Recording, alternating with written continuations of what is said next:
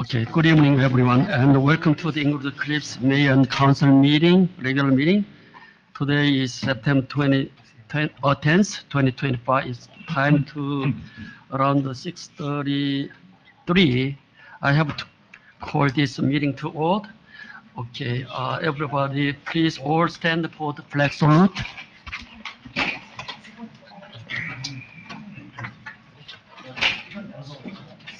Okay, I pledge allegiance to the flag of the United States of America and to the republic for which it stands, one nation, under God, indivisible, with liberty and justice for all. Okay, thank you. Okay. This meeting was called pursuant to the provisions of the Open Public Meeting Act, PL 1975, Chapter 231. Notice of this meeting was included in a notice sent to the Star Ledger and the Record on January 17, 2025, and published on January 21, 2025. Posted on the bulletin board in the municipal building and has remained continuously posted as the required notice under the statute. Copies of the above-mentioned notice are available to the public and on file in the office of the municipal clerk. Thank you for reading. And roll call, please. On roll call, Mayor Park, Here. Councilwoman Drummond, Here. Councilman Luciano, Councilwoman Begets, Yes. Councilman Liang, Here. Councilman Patel, Yes. Councilman Katrubis, On the phone. on the phone. Are you going to read about it? Okay. Yeah, okay. I would like to take 2 moments of silence for the murder of Charlie Quick today. Somebody who was for democracy, young guy that was just shot because people did not agree with his ideas. And this is very sad for America. So we should take 2 moments of silence in his honor. Officer, police officer. We have them, yes? Oh. Police officer, right? Okay, you said. The ex-police officer from Englewood Cliff. Yeah. We have to do it that way, right? Yeah. Both together, right? Okay, yeah. Frank, right. Okay. Yes.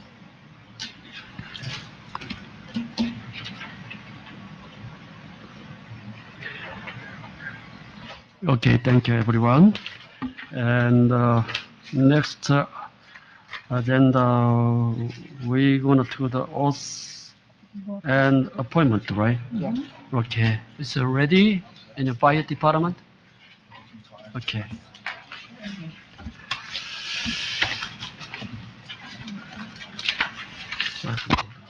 Ready? Paper? Swearing in? No, you just motion second to do it. They're not swearing in. No swearing. No swearing in. No swearing? No. Only the. No swearing in. You're just appointing. Oh, okay. No swearing. Okay. Okay, then, we need the department head report and, No, we need to make the Motion and motion. Second. To approve resolution this one. resolution for, I'm sorry. Yeah. Sorry, right? Okay. I need a motion and the second to approve Motion. resolution 25-178. What is it? Motion to the approval of the, To appoint. Second. okay. Roll call. Roll call, please. On roll call, Councilwoman Drummond, Yes. Councilman Aye. Luciano, Councilwoman Begets, Yes. Councilman Liang, Yes. Councilman Patel, Yes. Councilman Katrubis. Yes. Motion carries. Okay, also 25-179, I need a motion. Motion. Second. In a second. Roll call, please. On roll call, Councilwoman Drummond, Yes. Councilman Luciano, Councilwoman Begets, Yes. Councilman Liang, Yes. Councilman Patel, Yes. Councilman Katrubis. Yes. Motion carries. Now, I'm ready, right? Now the departmental, yeah. What?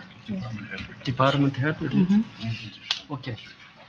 Okay, we're gonna to, each department have a report and administration, Mr. BA, the internship, please.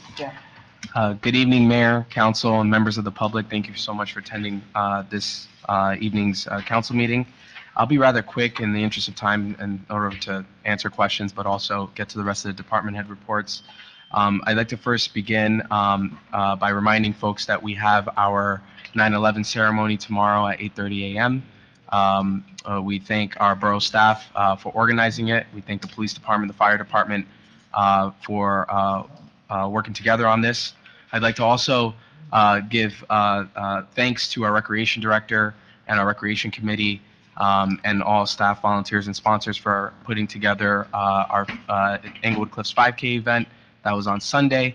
This event welcomed neighbors, friends, supporters from not just Englewood Cliffs, but throughout the state to come and run for a good cause, as all proceeds go to our Englewood Cliffs Recreation Department. And I'm pleased to report, and I'm sure Dan will get to it as well, but this was the highest number of registrations that we've ever had in borough history, which signals, a good turning point. Speaking on programs on rec, on your agenda today, you'll see a lot of appointments for coaches and things of that nature. I'm pleased to report to all of you that all of these contracts and agreements with these coaches that are going to be supporting our youth programs have been negotiated at zero cost to the taxpayers. They are structured by a fee per child basis, basically registration fees. So our goal is not to make money in recreation. It's essentially to break even and also have quality programming for the kids. That's all we care about here. So we're pleased to say that with the coaching structures here, with the subject to approval by the council, it's being presented and provided to everyone. Basically, recreation did a phenomenal job in that aspect. Also, pleased to just inform folks that on September 22nd, Samsung will be having their grand opening as they've called us home.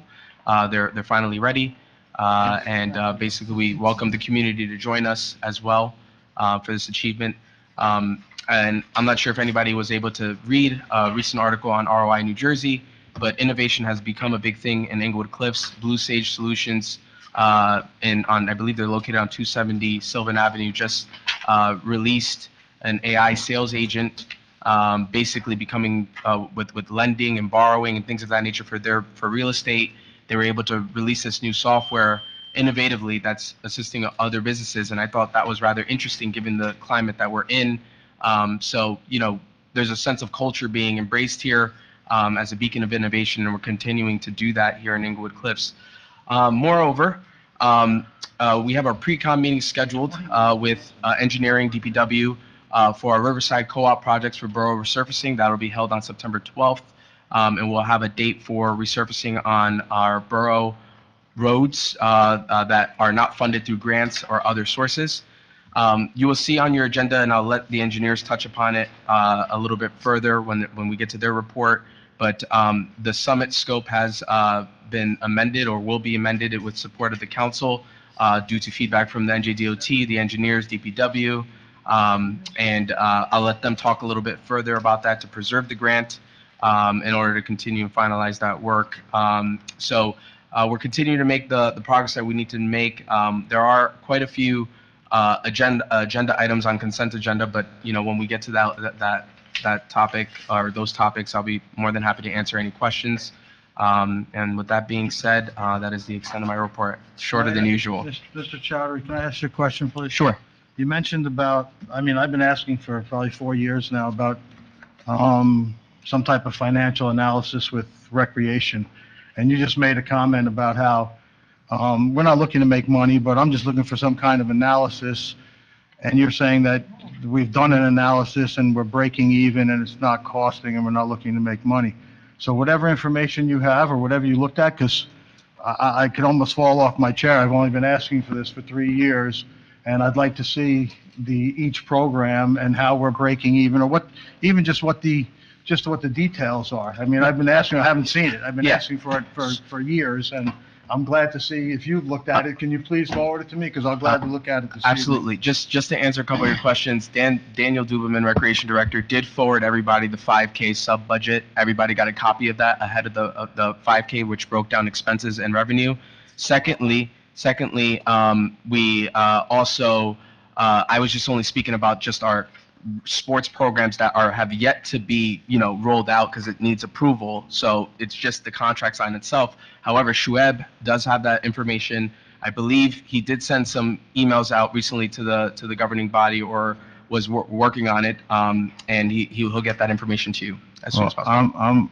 I don't know how we could say that we are talking about future programs or we're talking about a budget, because only a budget is a budget. We don't know what the actuals are until after the program has been completed. And I think I've been asking for 3 years, so I don't want to know. That has nothing to do with you, Mr. Duberman. We'll get you the I appreciate information, it. Councilman. But I just want to, We'll get I you mean, I that. want to know about the historic as well as, going forward, anybody could put a budget together. Let's compare what the budget was for the 10K run or whatever it was compared to what actually happened. We'll get you that. That's really information. more of a gauge for how we're doing, but thank you very much. No problem, Councilman. I'll get you that information. Staff, you prepared the information already, right? I prepared it for the current year. Yeah, it is current year. 2025 I sent to out. That's right, yeah. For what, I'm sorry. So- prepared that already, what's that, and who did you send it to? So it was sent this morning, so you may not have seen it yet, yes. Okay, it was sent So this for morning. 2025, That's why I didn't see it. I did the analysis of the revenues generated by program directly from the portal that Recreation uses, and the budget expenditures for the summer camp. I will work on the prior years and send you an updated analysis. Thank you, I'm glad I followed that up, because I don't like the implication of how you've sent this already, and it implies that we've gotten it previously, and we got it this morning. Let's be clear on that. That upsets me, but thank you. I had a question, I wait till recreation, but I have a concern about, I attended a soccer game the other day. Mhm. And it's my understanding that we contracted with this company and they will be providing coaches. At the game, there was a sophomore and a senior. They're acting as coaches for the kids. My question is, were they 18 if something happened? And why are we paying coaches when we're getting high school players? And are they certified? Right. Do they have their coaching card? There were coaches here. And there were coaches there that were older than that. I was there myself. I'm sorry? You weren't at the game. Okay, why don't you do that, Dan? You Everyone, just question? speak into your mics, please. Yes, please, you can continue. Dan, you can answer right on. Councilman, we'll get to the recreation portion when he gives us, so just in the interest of time. What's the time? We're here all night. No, I know. I'm saying for the, Okay, now, Borough Tony? Okay. Bob Yes, thank Terrell. you, Mayor. Okay, thank you. So I have two matters to report on. The first is, as you may recall, we filed our housing element and fair share plan with the court after it was adopted by the planning board and endorsed by the governing body. The time for challenges of that plan was August the 31st, and we did receive one challenge, and that was from Fair Share itself. However, I should report that that challenge, although couched as a challenge, said that it was doing so only because that was the only avenue available to raise certain issues. There were certain items that they wanted clarification on. I spoke with Michael Mistretta about it, who's working on a response, but I'm confident that we're going to get our approval from Fair Share, and they'll eventually withdraw their challenge once we give them the additional information they're requesting. The second matter I want to report on is the planning board application that's currently before the courts that many of you have participated in, often called the choppy report, but I think it's CFI. So, as you know, we originally met in the court, I think it was August the 9th, and we had a hearing on it. Some of the members of the public appeared, and it was available also by Zoom. After that hearing, I had communications with the attorney for the applicant, and again voiced the objections that I know that the members of the public and are interested in seeing resolved, mostly regarding ingress and egress and buffers. And the applicant submitted a conceptual plan, a revised conceptual plan that's available at the planning board secretary's office. Also, I believe it was transmitted to the members of the planning board, and also I sent it to the members of the governing body. That conceptual plan, if you haven't seen it, makes some significant changes. One of the proposals is that Bayview is not going to be a, by the way, I requested comments from the governing body. I did receive a few comments. Councilman Luciano sent me some comments, and some others I spoke with. One of the major changes is with regard to Bayview. Before they had proposed Bayview as a ingress and egress. Now their proposal is that Bayview will be ingress only. They're also proposing an ingress and egress on Sylvan. There's some other changes on buffers where they've increased their buffers. We had a meeting on Zoom with our professionals and their professionals just a few days ago. And again, we raised the fact that although we appreciate the changes, we still believe that the size of the project is what's driving their need for variances, and that's what's driving their need for buffer variances. And so we also talked about Fifth Street being a viable option for development, so that we could have. We haven't really come to a decision about what we want to propose, but ingress, egress, or both. But with the improvement of Fifth Street being part of the conversation. There are also some other minor modifications. They are getting rid of some of the variances, I think, on the impervious coverage, and they've, as I said, they've increased the buffer, although totally not compliant. The biggest problem with their buffer, as I see it, is the one along the Bayview Drive, because that's a 20-foot buffer, and right now they're not near the 20-foot buffer. I think they're at 5. So we're still working, we're still pushing our position, and we don't have another date scheduled yet because they haven't finalized the plan that they want to resubmit. When that happens, we'll schedule another session with the judge, and we'll notify everyone when that will be. Thank you, Mayor. Okay. Thank you. Mr. Mayor, can I have a few moments to ask a question of the attorney, please? Okay. Mr. Ferrera, Ferrera. It's an O, sir. Ferrero, thank you. I wanted to get it correct. Mr. Attorney, I Appreciate have a it. quick question. Yes, sir. We received an email today from Mr. Salmon about some legal cases and Miss Asbury, and then I somehow got another letter in the mail from an attorney saying that Mr. Salmon had sent them an attorney saying that he spoke to the client and that the decision was made not to go to fee resolution or to pay someone's bill. And I'm just curious who Mr. Salmon was authorized to do this from, and who on the council made this decision, because I think that a decision about whether we should settle legal case, whether we should go to fee arbitration, or we should tell them, no, go ahead and do what you have to do, should be a decision that's made by everyone on the governing body.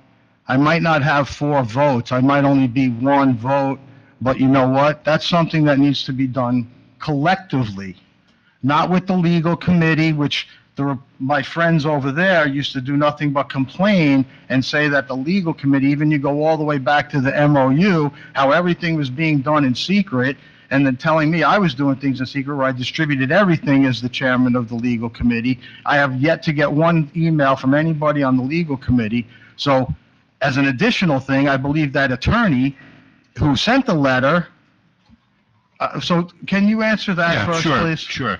So we did receive a notice from an attorney on behalf of Irene Asbury. Irene Asbury has been involved in a case that's called Vele, and Irene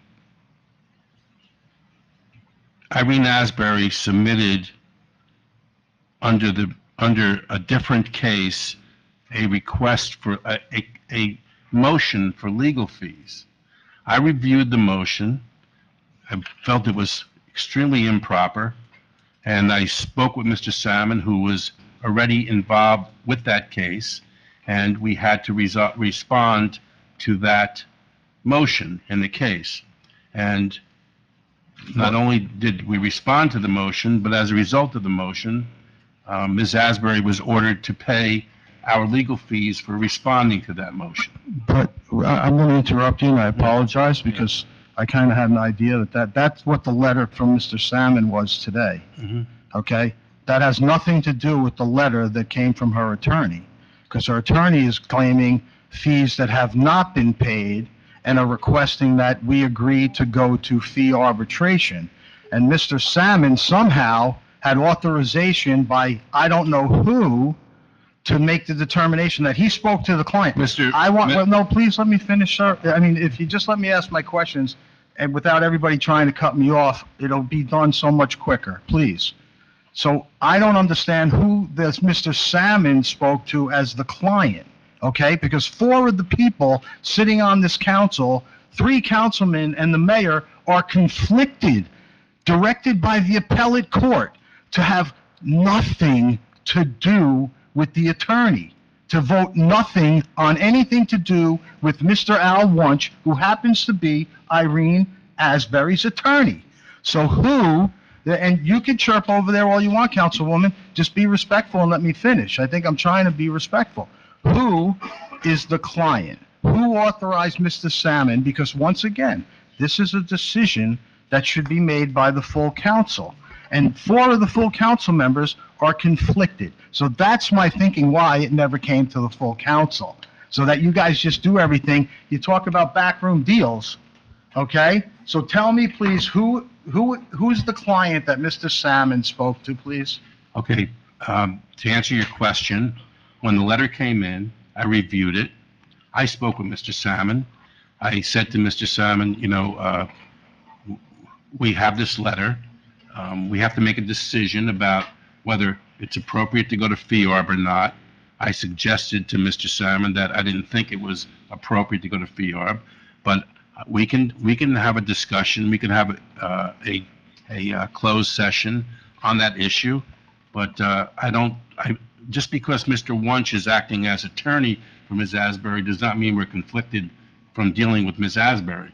So, well, that would have to be a legal opinion of yours, because I just want to understand, because I have a different, I'm not an attorney, but I appreciate your answer. So I could respond more, but I prefer not in open since this is active litigation. Okay, can I do this then? Can I make a motion? Yeah. I'd like to make a motion to recommend that we go to fee arbitration with the dispute with Irene Asbury. I think instead, you guys talk about not wanting to go to litigation, right? We're going to end the litigation, but then you have an attorney that's offering you to go to fee arbitration, and what do you say?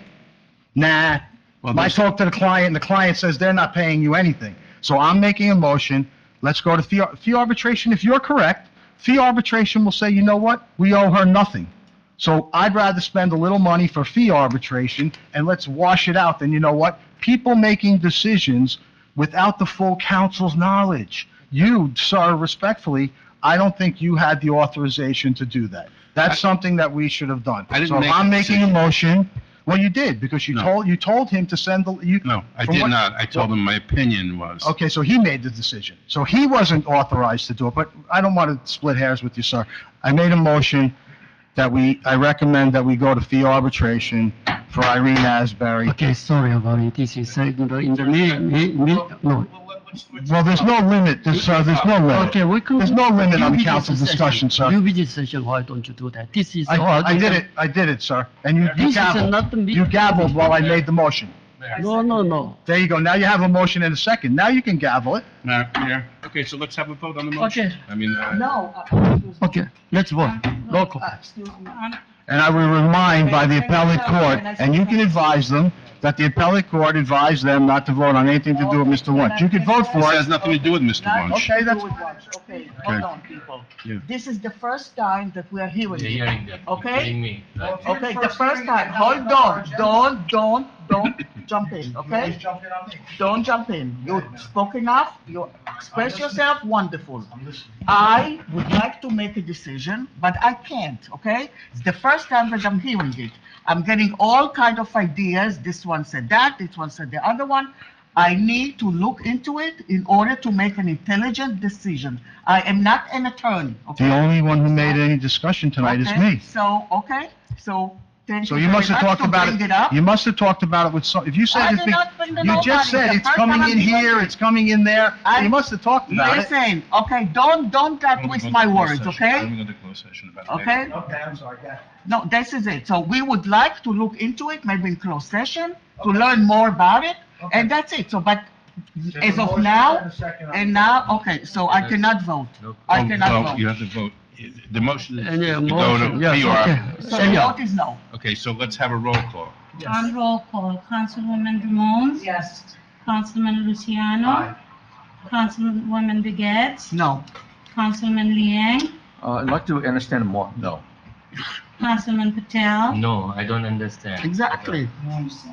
Councilman Katrubis. You're the only one No. who vote for it, then, Mr. Patel, so it's fine. No, I did not. The first time I'm Motion listening. fails. I was He's surprised when listening, you I'm said that we listening are also. constantly. Yeah, so the motion's defeated. Okay, please stop it.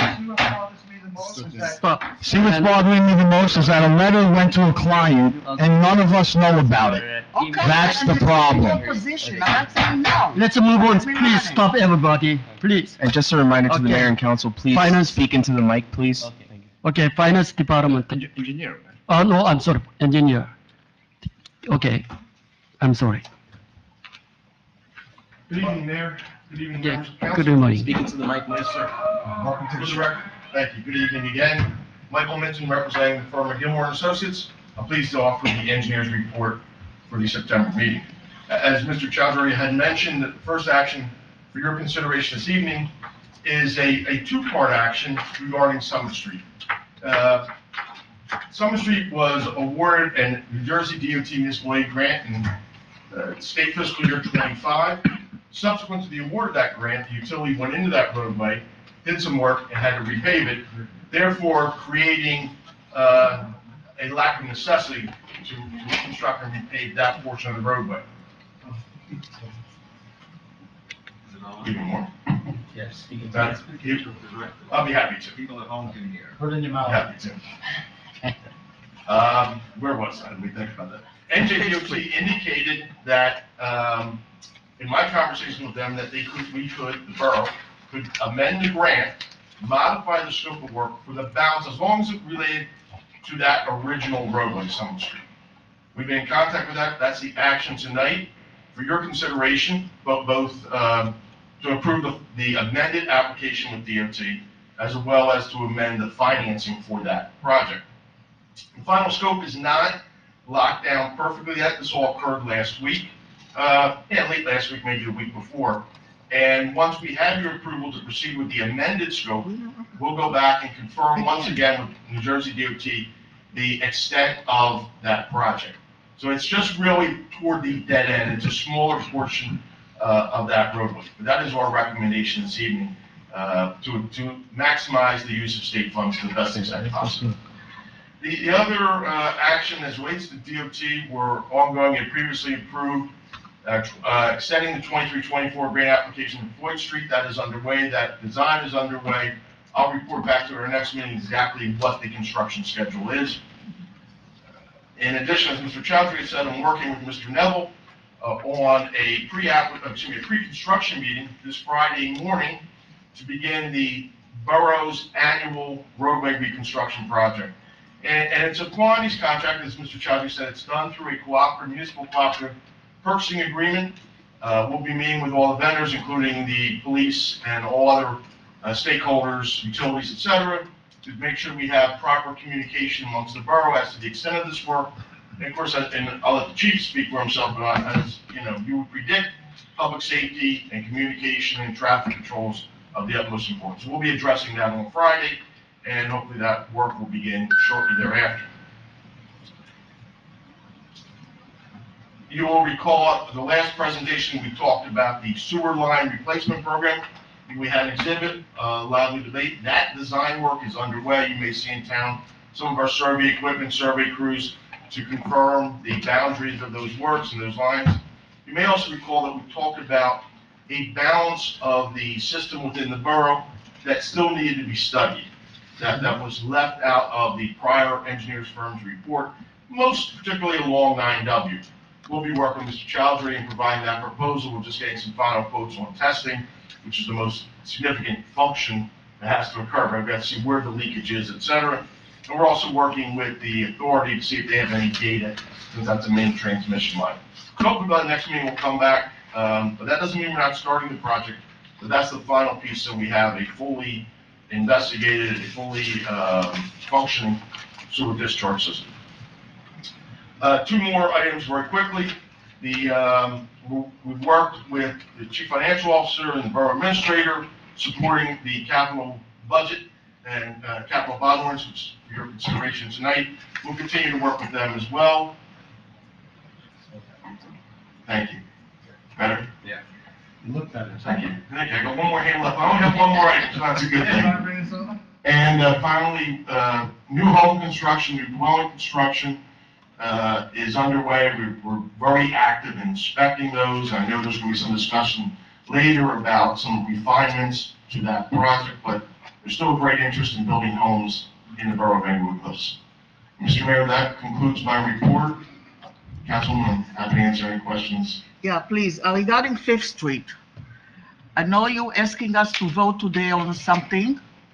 The first time we're hearing it, again, like happened with the legal. The first What's time going that on we're with Fifth hearing it, like happened with the legal, I don't feel we're ready to vote on it on Fifth Street. We have to study it. We're ready to start the project, then the traffic project came in, so we held it back. We got everything lined up to start to pave Fifth Street. But now you're asking us, I didn't understand exactly what's going on. Maybe I misspoke and I apologize. I'm not asking for any approval on Fifth Street. In fact, we haven't completed that study yet. Okay, It's so, Summit. dear friend, Summit I know.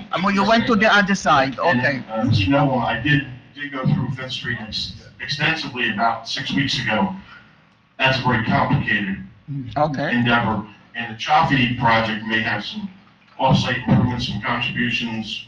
exactly. It's a very We holistic stopped approach. it, We're it's not fine. prepared to Right. make a professional recommendation this time. Okay, so you're talking about Summit. Summit I know, was my idea to go to the other side, Yes, ma'am. so it's Can good. All right, Well, first, just to stay on this side, this is the first I'm hearing of anything of you being asked to do Fifth Street. Not that I was here at the beginning of the year, but I was at pretty many meetings. I just hope that we're keeping track, because we have an ordinance from 2017 that says any property owner adjacent to Fifth Street is going to be paying for. yes, So I hope that we're separating. absolutely. I'm not talking to you, I was actually talking to him, but I just want I'm aware of that ordinance. Okay, thank you. Let me just clarify one more. Good, sir. When Mr. Noble and I looked at Fifth Street, it was in conjunction on applying for grants. Okay. About 3 meetings ago, we went and did 4 New Jersey DOT grants. We were well aware of the requirement that residents contribute. Okay. That was in context of looking at grants. No, whatever the reason, I mean, I just hear a councilwoman saying we're nearing the end of that completion. I'm like, I didn't know, No. I didn't even know that project started, but anyway. The other question that I had, just briefly, is, I know that from what we were told, and from what our consultant told us, that, the prior engineer was having trouble getting permits from the state to do that line. I don't expect you to say anything about the other engineer, but are you going to be able to obtain, or have you obtained the necessary permits to review the sewer line on Sylvan Ave? Because that's my understanding why Neglia and I believe it was Neglia, never got the chance to do the line. Because we never had, for some reason, I don't know thoroughly, but for some reason, whether it was DOT and the traffic, or it was DEP and the line, I just want to know, because you doing a proposal to do it, and we can't get the, now we paid him to do it, no disrespect, but I don't want to pay people that, if they can't do the work. Well, you wouldn't, we'd have to have that understanding, and I believe it's DOT. I believe it's DOT. And it may not be Neglia, it may be another firm. Yeah, whoever. But we don't have that locked in yet, so I can't give you a proposal, I have that locked in. But you understand, I mean, I did. We were not that gonna was take part of that. the reason why they said they didn't get it done. I'm not looking at chasing work that's not unachievable. Okay. So I'm just trying to report back to the council the integrity of the overall system. Thank you, sir. And I'll also report if it's achievable or not achievable. Thank you. Mayor, that concludes my report, unless there's any other questions. And somebody else's microphone. Okay, thank you. And then now CFO, your turn. Hi, Mayor and Council. Right. As you know, the budget was adopted last meeting. It has been certified by the state and the county. We are expecting the tax rate any day now. Once that is received, we did issue third quarter tax bills estimated. So we'll work on the final fourth quarter and preliminary first and second quarter tax bills. That's it. Thank you. Thank you. Good job. Okay, thank you. You did a good job. And then now, police chief, where is it? Oh, no. He just went out. Okay, next, OEM. No, Chief's here. Oh, chief is here. Okay, come on in here. Good evening, everyone. Good evening. Hope everybody had a good summer. First of all, I want to thank Councilman Patel for mentioning Lieutenant Osiak. He was a dear friend who retired in 2006. He served the borough for 28 years, and his passing touched many of us. He was a gentle giant and one of the more memorable figures to don an Englewood police uniform. So thank you for recognizing his service. I appreciate that. We've had a busy few weeks. We did have one burglary in the end of August. It was a residential burglary. I'd like to take the opportunity to remind everyone that when they're out of the house, traveling, especially for long periods of time, to set your alarms, leave your lights on, and most importantly, call us if you see something out of the ordinary. As I said, we've been busy. We did close 2 investigations in the last few weeks. One of them was for a stolen motor vehicle. Another one was for an $8,000 fraud case. And actually, as we speak, we have a prisoner in cell block for suspected possession of a controlled dangerous substance. So, busy couple weeks for our detectives. The first week of school is nearly concluded. Everything is going smoothly. I've deployed officers each morning to watch drop-offs and get the parents into good habits driving in and around the schools, trying to create a safe environment. But by all accounts, everything is going smoothly through the first week. We concluded our annual crossing guard training on August 26th. That training was conducted by Lieutenant Tracy, so I thank him for that. A couple traffic issues. We have an upcoming bike ride on September 14th. That is the Breaking AIDS ride. We discussed that last month. I think that will be limited impact and should get through town pretty quickly.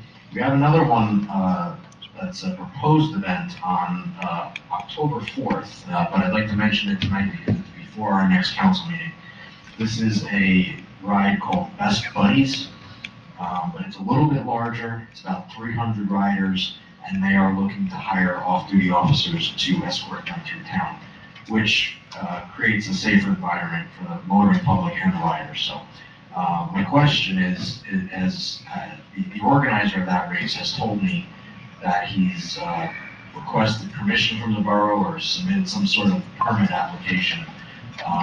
He's seeking my endorsement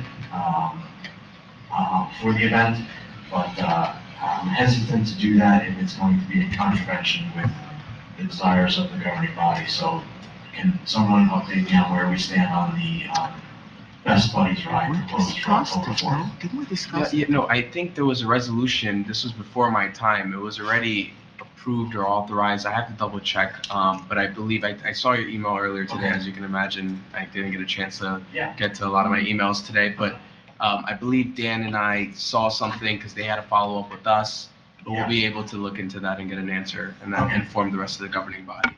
So if it has the endorsement of the borough, then I'll also offer my endorsement. Chief, what's the date? October 4th. So we won't have a meeting before then. Are you on board for it? As it's being proposed, yes. It's going to be very, very early in the morning. I just want, because I'll make the motion right now. We're not going to have a meeting before then to accept it, if you're on board. It starts in New York City, crosses the GWB around 6:30 in the morning on a Saturday, and they should be through town. Are you on board? Yes. That's all I care about. I'm sorry, no disrespect. If you're on board, I'll make the motion. Are they shutting any streets? No. All right, so They're gonna it's the escort same- them. it's the same thing, it goes for the same thing, it's yours, Yeah, it's still your discretion. It's just a little bit larger of an event. It's large enough that, for this one, I think it's important to provide, police service. And Miss- they'll pay the, extra duty rate. It's not.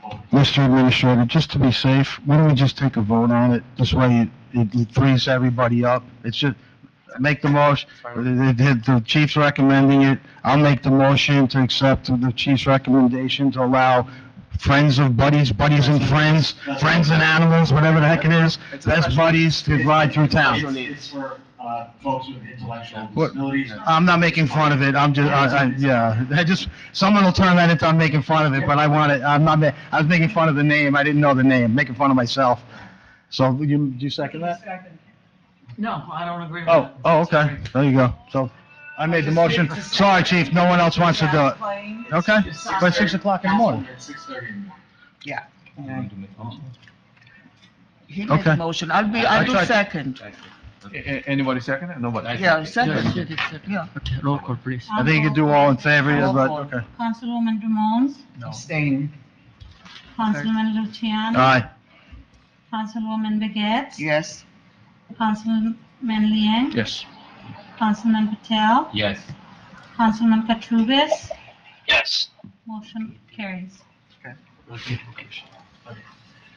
Thank you, everybody. With your blessing, I'll also then send the written endorsement to the organizer. One final thing regarding traffic. The borough administrator and I have been talking with someone from the Motor Vehicle Commission, the mobile unit. We're trying to bring them to town to coordinate an event, possibly on Saturday. Again, it's in the early planning stages. It would probably be hosted somewhere in or around the Borough Hall property. So that's in the early stages, but that would just be a convenience for the residents to maybe come have their vehicle inspected or a license renewed or something like that. It's really a courtesy to the residents, but we're. Yeah, it's real IDs and stuff. Real ID, it's in the early planning phases, so we're working on that. You get to save a trip to the Motor Vehicle Commission. They do this around communities. Very Chief nice. and I reached out, thought it would be a good idea, and then make it part of the yearly calendar that they come for 2 to 3 dates Sure. to Englewood Cliffs. From a community aspect, we held our Cone with the Cop event on August 26th. It was well attended. If any of you saw our social media pages, it was a fun event. As it was mentioned earlier, tomorrow's the 9/11 ceremony. I hope to see everyone there. I will certainly be in attendance. Our probationary officers, Officer Rossi and Officer Voorhees, are about a week away from completing their field training. They both have been doing excellent, as have Officer Lyon and Officer Sullivan, who are up at the police academy. I've heard nothing but good things about them up there, so all good on our front. That concludes my report, Mr. Mayor. Okay, thank you. Yeah, Chief, I have a question. Yeah, we have, no, some neighbors just move in. They ask, traffic, what is the official speed limitation? we have 25 miles. About Castle. Yeah, that's Castle local Drive. street, right? Which street? Castle Drive. Just Castle is 25. 25, right? So 9W is 40, 45? Certain sections are 40, certain are 35. Okay, so the people saying that where is the sign? How can I keep up and follow? Anything for the highway Yeah. That would be the state DOT. We govern any signage along the Okay. highway, that's Okay, yeah. outside of our control. Yeah. But on municipal roadways, the standing order, for lack of a better term, is the speed limit is always 25 miles an hour Okay. unless otherwise posted. Okay, got it, yeah. The assumption can always be 25 miles an hour unless it's posted otherwise. Okay. Second question, the 9W, the cameras, CCTV cameras? No camera, oh, no cameras, okay, So good. those are, that Yeah. program sunset many years ago. That's right, yeah. That is old equipment. Okay. That's privately owned. Those were red light cameras. Yeah. Okay. Yeah, those are privately owned. Why they are still up, that's up to the company, a company called Red Flex. Okay, good, thank you. Okay, thank you. Next, OEM Lieutenant James Tracy. Okay, welcome. Yeah, Okay, just you lift it continue. up and You just just like let it- speak into it like a little bit loud. Good evening, everybody. I do not have a lot for you.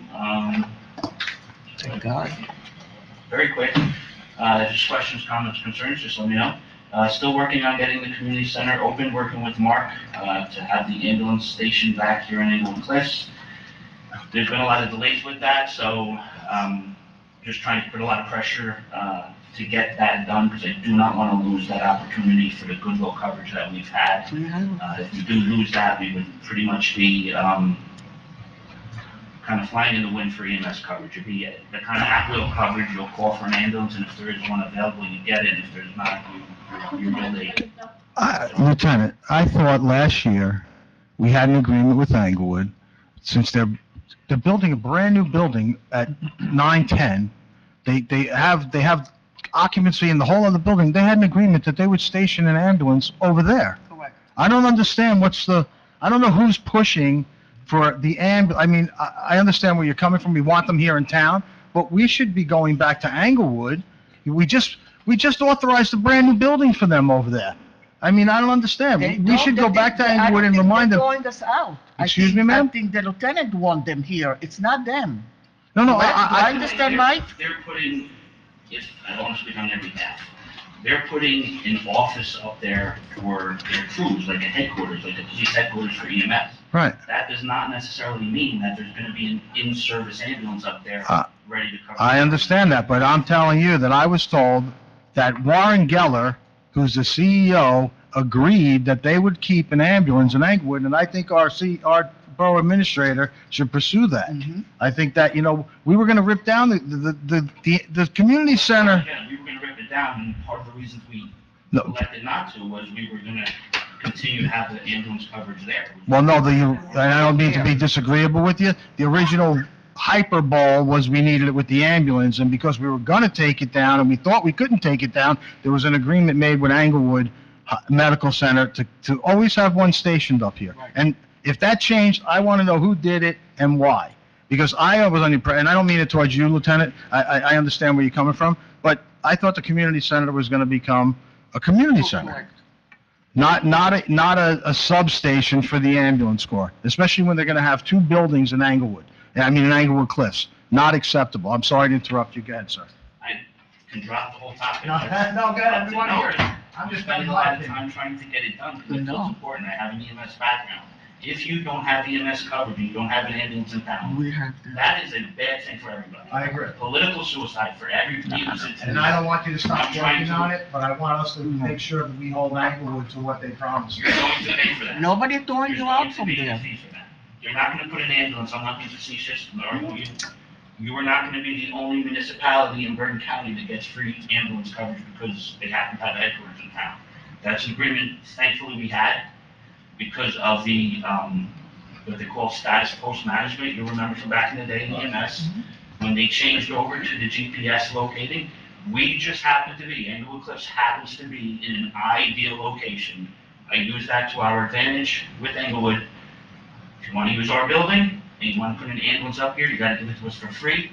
They were able to pick up a large couple of extra square miles in coverage that they would have lost to Hackensack, which has an ambulance and medic truck right up in Colchester, or to even Holy Name, which has one right in North Bergen. So Well, we could talk to Holy Name. I mean, we could talk to the other ones too, but I'll call up Harvey Weber, who's in charge of the EMS, because I want to know what happened. I mean, I think we do need to have one here, but if we push for the community center to stay, then it should be a community center, not a substation for the ambulance corps. I have a question about that. It's It that, was like that for no, I know. so many years. It wasn't a substation, we didn't turn it over to them. They would vacate, the But we didn't schedule use- was there, if there was a class, But- they left and came back. We never, It worked for at 11 the end, years. we were underutilizing the community center. It was a storage place. Then when we were gonna rip it down, the whole argument that we were overruled on was that we were gonna give up all the parking that we were gonna have extra for this building because we needed a community center. Right. The community center was gonna do all these rec programs, was gonna do all these senior programs. Now all of a sudden it seems, and I don't mean it towards you, sir, please, no. It seems like somewhere along the line, the communication got screwed up. We're keeping the community center for an ambulance, and I understand the value of it. But if we have them in agreement that they're gonna park one up at Englewood where we just gave them a new building, I'm sorry to interrupt. Okay, a question to you. I want to be very clear. Did Englewood Hospital come to you and ask you to move the ambulance back to us? Or this is your wishful, that's what you do to the I community? communicated with Rick Sposa, who's the director of EMS, or he's now vice president Not of yet. the hospital, he used to be the director of EMS. Okay, They did have an ambulance station in Englewood Cliffs for, let me say 11 years, maybe 10, maybe 9. And that program stopped because of the affordable housing construction Okay. and the possibility not be done. So it just kind of, for lack of a better term, just stopped. So they're just looking to reestablish what had been going on for all those years. so they want the ambulance to come back to the town, Correct, Englewood Hospital. Correct. Okay, now we're clear. correct. Okay, got They it. want us to come back to To be the town in our 100% community clear. center, not in their space over Wait, there. wait, That's okay, the we'll difference. find out. Because that changes the geography for them. Of course. There's gotta be a benefit for Mile them. long. If you want free ambulance coverage, they're gonna want the spot that they want. And being at the community center provides them the ability, the closer GPS location, the Fort Lee, George Washington Bridge, increased call volume. Up at 910, 920, quarter mile away, they lose that. So they're not getting anything, and I'm just being 100% transparent, it's a Okay. benefit to them too. I just use that to our advantage, because we're ideally located, that we can get that free coverage and not pay $250,000 a year just for standby, and billing, insurance. Yep. So Where there's are a- they now? There's a fee for coverage, and a third-party bill, meaning they bill the insurance company, the person who uses the service. And right now, for 20-some-odd years, not one Englewood resident has ever got a bill for EMS coverage. That I can guarantee you. Correct. And that's But they take your $2,800. insurance and bill your insurance, they just No, don't balance not it. not necessarily. Not if I it's know a not third-party necessarily, bill. I worked there for a long time, I know what they do. But where are they now? They put the ambulance on the apron, on the driveway, just gotta ask before he leaves. Well, it gets cold. Yes, on the, I don't know where they're parked.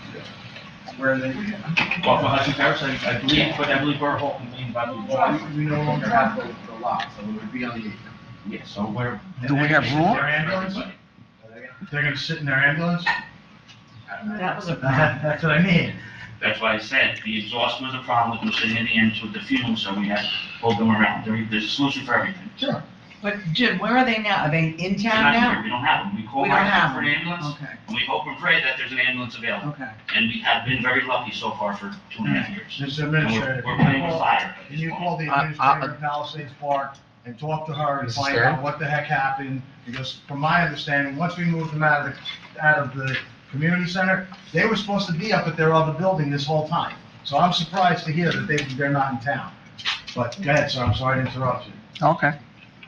You should just update me, whatever you want me to do, I'll do. No, pursue what you're doing, no, continue. The EOP, Emergency Operations Plan, I am updating that as we speak. That is due in 2026. In the past, it was a 4-year update, now it's unfortunately a 2-year update, so it's double the work volume that we have. The HMP, which is the Hazard Mitigation Program, that has also just been completed. When that comes back from the state of New Jersey, I will submit that to the VA for a resolution to adopt that as our own. Once we get GoGov online and fully functioning, we'll send out, I guess, like a final message via NITSO to everybody that's subscribed on that to let them know that we're converting over to GoGov. It's a pretty robust system, so it's, there's not gonna be a difference in what we see on the front end or what the residents see on their end. But we just gotta make sure we announce it. Thank you for the first net to switch over. OEM asked for that several years ago, and that's the cell phone provider that we use here in town. That seems minor to you guys, it's like, who cares, Verizon, AT&T, it's a big deal for us. It's a big deal when you're in emergency management and you have the apps and the options on a device ready to go, which you didn't have before. So thank you for that. You're welcome. And to the VA for doing it, and Matthew for coordinating it, and everybody that was a part of it. That's basically it. Questions, comments, concerns? Thank you. Thank you. All right, talk to you. Okay, thank you so much. And the next, Fire Department, Mr. Andrew Nicole.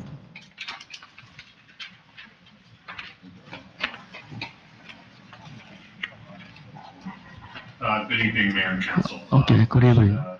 Thank you very much for the appointment of the two members. I appreciate that and look forward to having them start serving. Second thing is I'd be remiss if I didn't acknowledge that tomorrow will be the 24th anniversary of September 11th.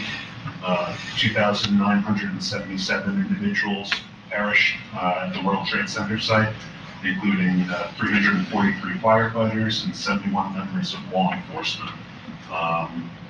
It was a somber day both there as well as in Englewood Cliffs, where our fire department actually sent, as part of the task force, our ladder truck to the city as part of a mutual aid call. It was a surreal day for those who attended that call, crossing over the George Washington Bridge, not realizing whether it had been, at the time they thought it had been booby-trapped with explosives. So it was a hair-raising day for everyone involved. August was a very productive month for the fire department. We conducted electric vehicle extinguishment training. We had some vendors come in to demonstrate some specialized nozzles that we use for it, as well as provide us some demonstration tools for demobilizing electronic vehicles in the event of emergency. I've been working with the borough administrator on improvements in technology. With his help, as Lieutenant Tracy just said, we've revitalized communications with the borough, with the fire department's phones, iPads, things like that, to sort of bring us up to modern times with that. Lastly, members of the Public Safety Committee, as well as the mayor, you may have received a communication from me regarding county executive's initiative regarding fire department surveys. Everything was sent over, the survey was completed and sent back to the county administrator, county executive, excuse me. And if there are any questions regarding that, I'd be happy to discuss them. I'm not sure if it's more appropriate for open or closed session, but, you know. I haven't seen it, so I'll get you another time. So that's my report. If there are any questions, I'd be happy to answer. Thank you. Okay, thank you so much. Can you send me that? Can you send me that report, so the one you were just talking about? Thank you. Yeah, building department, please come out.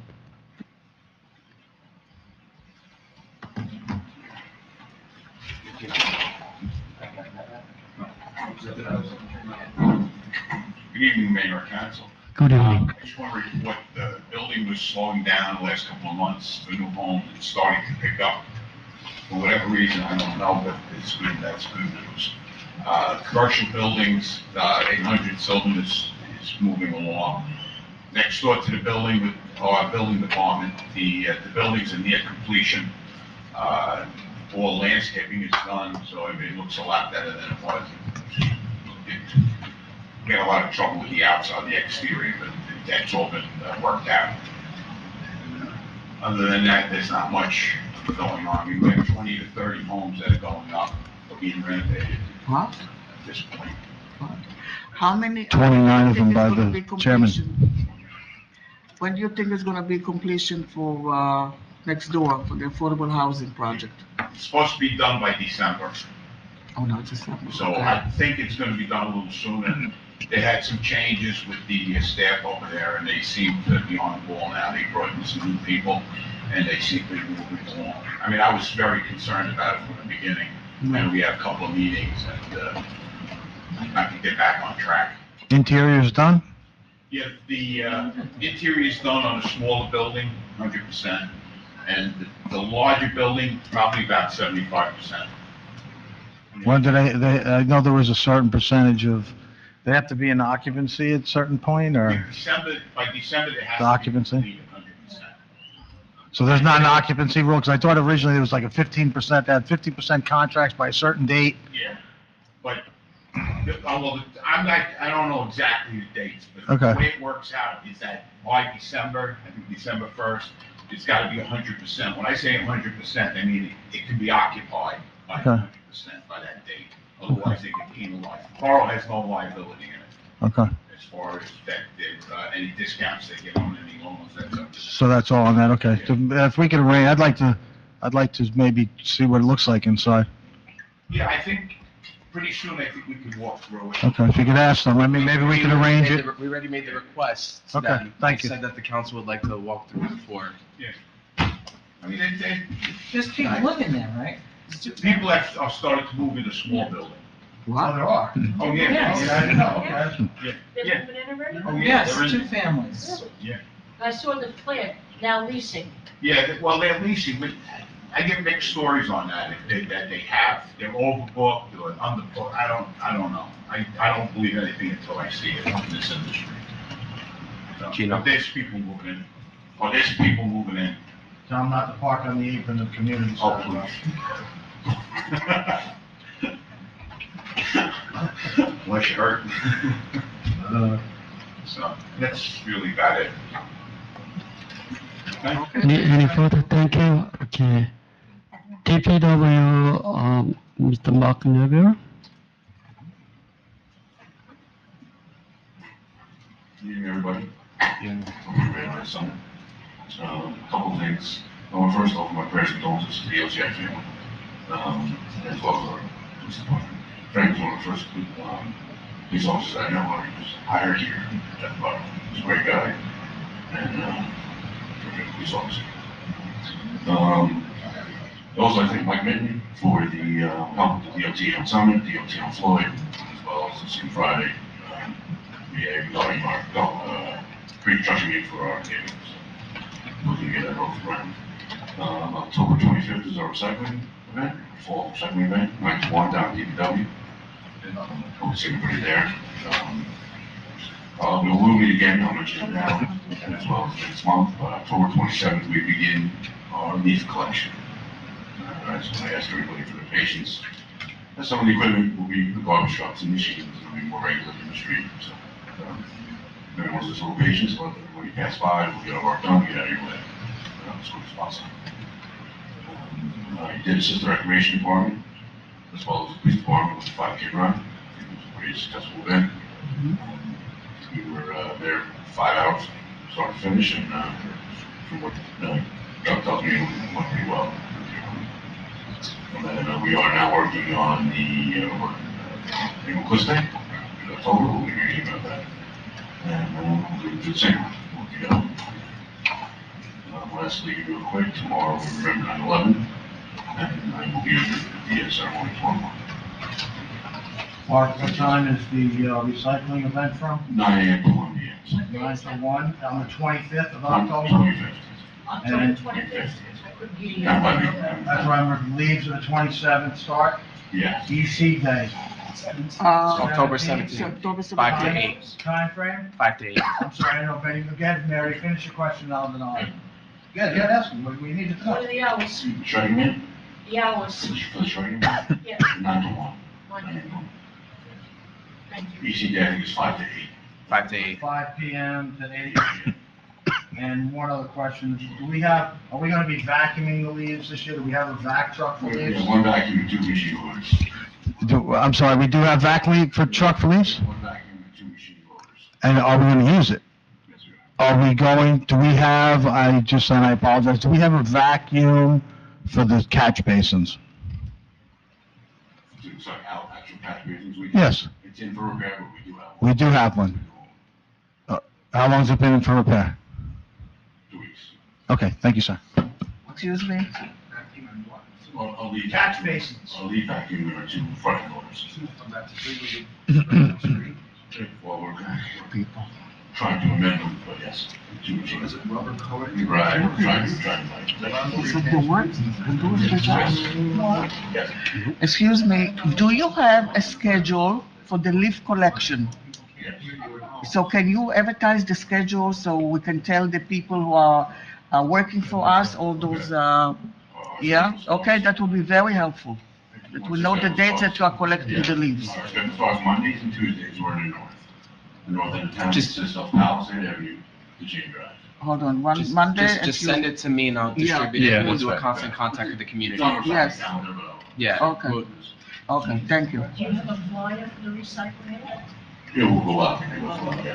Is the only thing that's gonna happen is the shredding of that, or are you collecting boats, food? No, correct, no, close all that, yes. Oh, Boats, okay. books, everything, yes. As we do on every event, yes. Okay, thank you for your hard working. Thank you. And lastly, Recreation Department Director, Mr. Dan Dorgman. Okay. All right. Good evening. Yes, so we had a very successful 5K. 125 was the highest number of registrants. Previously, we hit 161. We also raised money from donations, and we got support from library companies like Lefty's, Whole Foods. So we spent a little under 7,000, and we took in, I think, a little more than 14,000. So that's what the goal was, and I really do appreciate you guys' inquiries about those are very good questions about the books. That's why we're concerned. I can't speak about what happened in the past, but that was a priority for the mayor and the BA, and so we made sure that we hit that, even with some tight notice. The DPW and the police are kind of famous for how well they run this, so they did a great job in helping lead me through. And of course, we got Mother Nature to throw the complication of tough weather, which we turned into an asset with some creativity, so that worked out really well. And also, he wouldn't want me to say this, but Tay Lee made an outstanding contribution to the event, and we really appreciate him stepping up as just an ordinary citizen. So another good question is, Councilman, you said, how do we know we can balance the books on a program where we know that people in town don't sign up till late or even after registration ends? So we don't know the numbers. How can we balance the books? And the PA came up with a great creative solution. We're using the contract itself to ensure that we don't get to that position. So no matter what the results are, we're covered. It's not a matter of balancing the books, sir. It's a matter of us being informed of what programs are not profitable, but if we have a baseball program, we only get 8 people. You know what I'm making up, I'm just pulling things out of the air, but why are we gonna do that? You know what I mean? If we have an adult basketball program, we only get 10 people and it costs $1,000 and it costs $5,000. So I'm glad it's finally sinking in. I've only been asking for 3 years, so I'm happy. Yeah, and also the same questions you're asking are the same questions our VA asks me every day. I questioned him on it, why do you think he's asking? Exactly. So I appreciate the teamwork, because when we do that, it really does work, and the because we're in the position where we're just really, as the BA says, we're not in the business of losing money. Well, you can't push programs forward if you don't, it's not a matter of balancing books. We could lose money. You know, what if we have 100 participants and we happen to lose a little bit? Well, Yeah. we have good participation, we can subsidize it.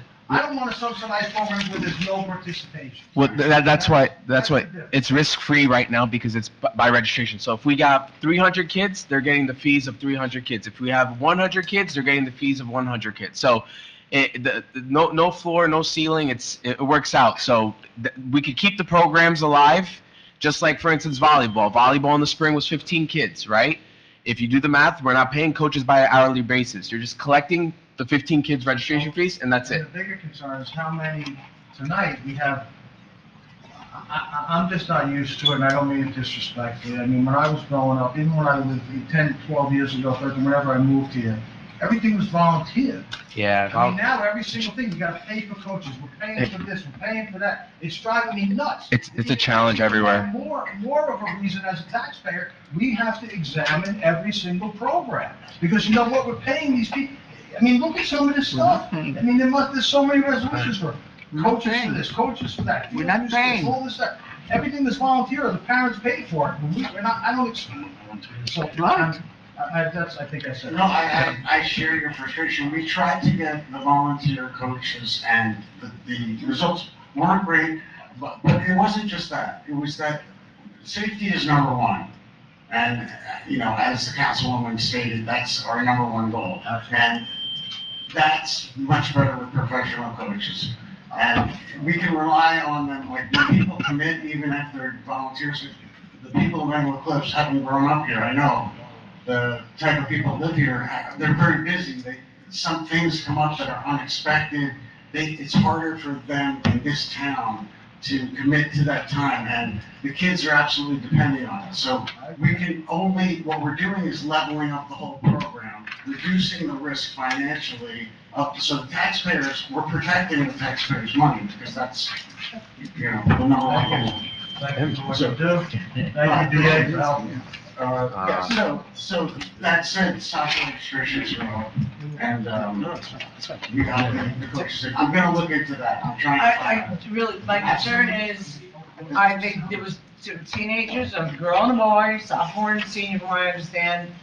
You don't know what age they were, there was a fair amount of parents, but there was kids that did not have parents. If something happened, were they 18 years old, do they know CP? What do they know that they're on the coach line? The coaches are all certified and checked out. But these are not coaches, these are kids. No, if they were on the field, they were coaches, but I promise I'm gonna look into that. I don't have all the details of who was coaching Emerson that day, but some of the. I know who was coaching Emerson, I'm talking about our kids. Yeah.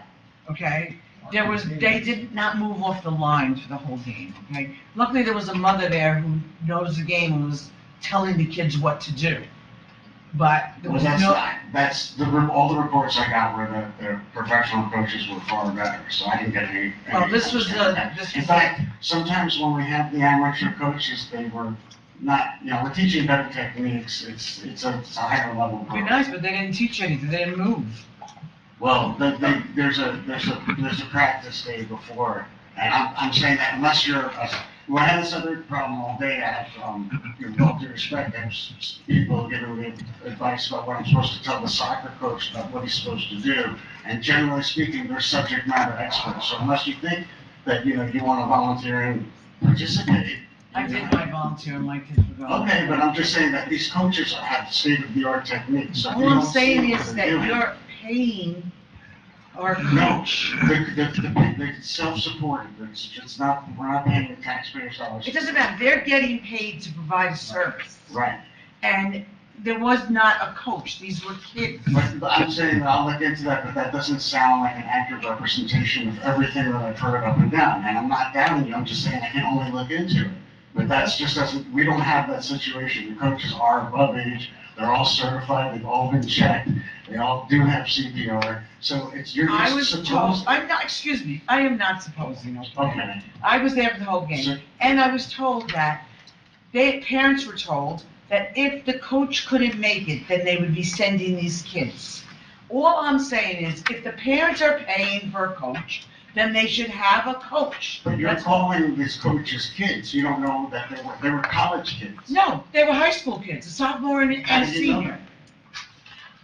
Okay. How do you know that? I'm asking how you know that. Because I was told by. You were told by who? A couple of parents that were speaking to Okay, them. but I'm saying I get the facts, that's hearsay. You're hearing from a couple parents you heard from, but that's not the same as me getting the actual fact that you was Okay. there, about their background. Let me tell you, I've been in education for 50 years. So that means that you Okay, I know that they were not. Council, we'll look into this. Calm down, please. Calm down, I'm please. gonna look at Dan, I mean, we'll look at facts, you know? hey, Dan, I think, two things, right? Well, financial side, just enhance the transparency, right? The people know when in, when out, right? The reasonable, so you can explain a lot based on the paper. Maybe, you prepare something for this year already, right? Go back last year to forecast next year. Operational side, you get more information and report it to council because we have a concern here. So, We'd just like to that's a know. balance. That's, And I just want to make sure the kids are protected. Absolutely, that's You why know? we're told, that's why. If something happened, would they know what to do? Absolutely, they would, that's right. Okay. How do you know that? You weren't there. Well, I know Okay, that this you're is- professional coaches, I'm and that's why I said I'm gonna look To into it. resolve this, why don't you ask whoever our vendor is to give us a list of who the coaches are and what certifications they have? And who was at that game on Sunday? We did the background checks on all those. Please, let's move on. Okay, finish it. I was there by myself with my kids, and they were coming up October 17th from 5 to 7, and 2 hours only? Okay, 2 hours? okay. Easy days, 2 hours? 3 hours. 3 hours. Yeah, So that's what it was last year. Okay. Many of these things are just what we're doing is doing what we did last year, because we didn't have the full year plan. Do we do this in coordination with the school? Because last year they were there as well. The PTA, yeah, it's with the it's with the PTA and a few other organizations, the police, fire. Yeah. Could they charge Woody Field. for security? I'm just wondering. No, I don't think, no. That has not been discussed, so. Okay, Okay, go ahead. okay, thank you. Thank you. And feel free anytime. I know what you mean, don't worry. Yeah. Okay, then, thank you for your hard working, for this 5K run. Everybody, fire, DPW, police department, I really appreciate it and thank you again. Okay, the event was very successful, even though Yes, it was great. the rainy day, a lot of people participated. Mayor, Yeah. Mayor, let the record reflect that at 7:50 PM, Councilman Katrubis joined the meeting in person. Okay, thank you. And now public hearing session. I need a motion and a second to open the public. Motion for the public hearing. We extended to the. I need a second. Second. Okay, Roll call. roll call, please. On roll call, Councilwoman Ramon, Yes. This is to open Councilman us, Luciano, I just want to be clear that we're voting on to open up the meeting for the hearing. public for the session. audience. Yes. Public session. Yeah. No, wait. You're saying public session. Are we opening this up Hearing. specifically? for Public this hearing, audience, or are we public opening hearing. up Public hearing, okay, sorry. This is regular public comment for anything. That's what I want to be clear. Yeah, okay, That's what I'm okay. not sure. Someone says for the public hearing for the ordinance, it made it No. sound like not Okay. opening to the public. And I'm saying, can we extend Councilwoman the time? Beguette. Here, I'll do this. Mr. Mayor, can I make a motion to extend the 5 minutes to 8 minutes so that the people that are here, well, I can, so I'm gonna make a motion to extend the time from 5 We to are 8. on the roll. We have a second. Roll call, in the middle of the roll call, okay? Have a second. This time is, we are doing the roll call. But you didn't call for discussion, so that's what I'm making, okay, do the roll call, I'll make the motion after. Stop it. Go ahead, I'll make the motion after. Councilman You should- Liang, Yes. Councilman Patel, Yes. Councilman Katrubis, It's open to the public. motion carries. Mr. Mayor, I'd like to make a motion to extend the public speaking time from 5 minutes to 8 minutes to give the public ample time to speak. Second. Okay, roll call, please. On roll call, Councilwoman Ramon, Yes. Councilman Luciano, Councilwoman Beguette. No. Councilman Liang, No. Councilman Patel, No. Councilman Katrubis. No. Motion failed. Okay, anybody want to speak they or wanna- to come but out. they wanna hear from the public. Name and address, and we have a 5-minute time limit. You could just state your Please come name. out. Yeah, Mayor, there's no need for Address. address. You don't need address. Why? State law. State State law changed? I'm sorry about it. Okay. Okay, come out. Anybody? Anybody? We'll start with the public, in person first, and then we'll do. Yeah, okay. the In Zoom. person. I'm monitoring the Zoom. Yeah, okay. Yeah, okay, yes, please come out. Yeah, why don't you stay there, Mary, and then we'll get you the mic. Yeah, you can. That's fine. Okay, I got it. I'm good. I'm good. I can hold it. I got 2 hands. Mary O'Shea, 12 Irving Avenue. See how nice and loud I can speak? Because I put the microphone by my mouth. Nobody does it. A couple of things.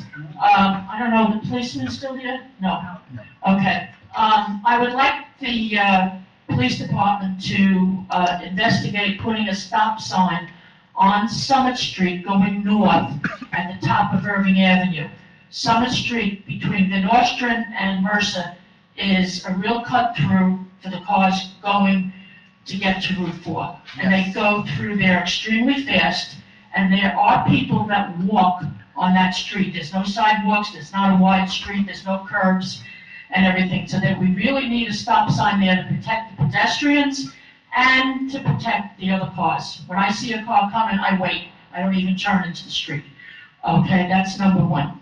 Number 2, when you were talking about the development of Fifth Street, Fifth Street was reviewed, the engineering studies were done, for sewers, for storm drains, for curbs, for the street a couple of years ago. And there was even a council candidate that lived on that street that ran, that was trying to get the street improved. Okay, and the resolution, like Councilman Luciano said, was that the residents on that street would get an assessment and it would be added to their tax bills over time to pay for the improvements. Whether or not the CFI Chiaffi property is developed with access or not to Fifth Street, if they do have access, it will not be from the north part of the property, it would probably be from the south part of the portion of the property closer to Fort Lee. So we do not have to wait for that development to be done to do that improvement, because none of his sewerage, storm drains or anything is going to be connected to Fifth Street. It's all going to be connected to, God help us, Bayview Avenue and 9W. So there's no need to delay that improvement. Also, when you talk about the recreation program, many of you who have lived in town for decades know that part of the way the sports programs were funded were through sponsorships. The companies in town sponsored a team, a little league team, a soccer team, whatever it is. They sponsored the team, they got their name put on the uniforms were given to the kids. At the end of the season, the kids had to turn the uniforms back. That was part of the way it was paid. The other way was, and then the parents volunteered to coach. I was an assistant something for a girls softball. I also ran the Little League stand. And that's another thing. The Little League stand, I don't know who runs it now. I used to run it for the benefit of the recreation department. All the profits went to the recreation department, and the mothers of the children that were playing had to volunteer 1 or 2, 3 nights where their team was playing. Then I know it was turned over to some resident in town, and she ran the stand at no charge. And it's wonderful to be able to go open up a business and have the electric and the gas and the space and not pay rent and get the profit. And she kept the profits. That Little League stand should be put out to bid. If you ever look at the Palisade Interstate Park refreshment stand down by the Hudson River, they put that out to bid and let individuals, caterers, whatever they are, bid on the use of the refreshment stand for the season, and they get a flat fee.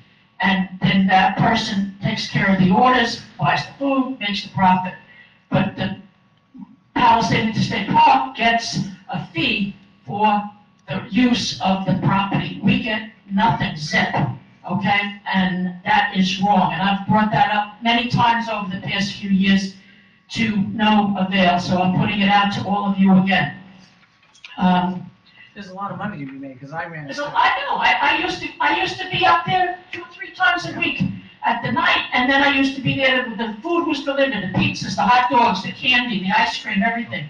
And there's a lot of cash, and I know that lady lived in town, the son was a cop in Englewood or something, and, Wanda, somebody, and, you know, that shouldn't have been, it shouldn't have been, okay? That should have been money for the recreation department, okay? And, the other thing is, Borough Attorney. I am gonna be at the hearing in Hackensack again, and I said everything that you know what I feel needs to be done regarding the CFI property. And even with the new plans that came to the concept plan, the problem with that property, with that development, is the mixed use. I said it with the HISPA plan, I said it with to the planning board when it was just for the round of the thing for the housing, the fair share housing. The parking is I'm not using the right word, is magnified to accommodate 10,000 square feet of commercial space. Get rid of the commercial space, make it just residential. When they first were developing that property, it was only residential. Let it be only residential. And that in itself will cure all these deficiencies. It'll cure the things with the buffers, it'll cure the parking, it'll cure the traffic, everything. Get rid of the mixed use. The time is I over. believe that all Time is over, experts please. should be advising Chiappi's Time is over. on what Thank you. to do with that property. He has to come up with his own ideas. I can't hear you, Mayor, but you can hear me, right? Time is over. Okay, next, please. Next. Next.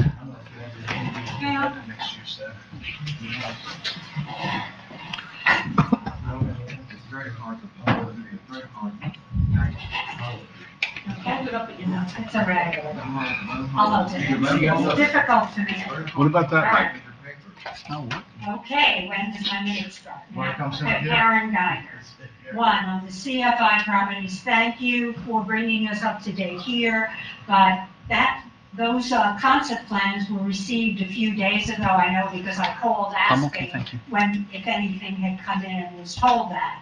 It would be helpful if, when the plans were received, the staff were told that they were public documents and could be distributed to anybody who asked for it, as opposed to informing us that an Oprah would be required and they need consultation with the attorney prior to public release. But thank you for clarifying that, and I look forward to receiving the documents.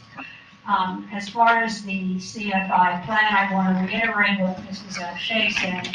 The problem with that plan is the zoning that you put in place as a council. And specifically that he's asking for 10,000 square feet of commercial space. That is not required by the ordinance. If you shrink the commercial space, the parking goes down, the buffers work, everything works. He just makes less money. Moving on. Fair share. You received, Counselor, I believe you received a request from Fair Share asking questions. Is that document public? Can we see the questions that they asked? I'd like to request a copy for it officially now. On vouchers, there's $113,819 requested as a payment to Boswell Engineering for 3 months' worth of work. I don't know what they've been doing. Certainly what they've done that I'm aware of, which has to do with Sylvan Avenue, the study has not been done successfully and has not met the contract terms. And I hope there's nothing new for the park. As far as the park, also, I want to ask, where is the signage for the park? We have been waiting over a year for that signage. I don't care what the punch list is. You can't run a park and have it maintained properly unless you have signs directing people what they can and cannot do. And speaking of what they shouldn't have done is put a picnic bench in the middle of the children's playground to fill up space with no waste paper baskets near it. So now when you go there, so in addition to the lanternflies, which is the largest cause of amusement for the children playing, they're smushing lanternflies. You have people sitting at the picnic table and it's not clear where their garbage is going, but we do see it on the park floor. Legal services, $11,859 on the bill list. Was that for the appeal of the malpractice lawsuit that Jenkins Meisner appeared for at the Supreme Court? I'd like to know who authorized that appearance, who authorized the borough to file an appeal to the Supreme Court. Wasn't answered. Grants. BIS Digital, Millennium Strategies, Quick Text, what are these companies? I know you have them in where you worked before, but these are small companies, don't have a major presence. We're looking at in excess of $100,000. The tech line only has $120,000 for the whole year, so it's not clear how you're funding it. Only one resolution states that the financial officer has proved that there were funds available, not for the others. How are you doing this? Who is the rating committee and what is their experience in rating it?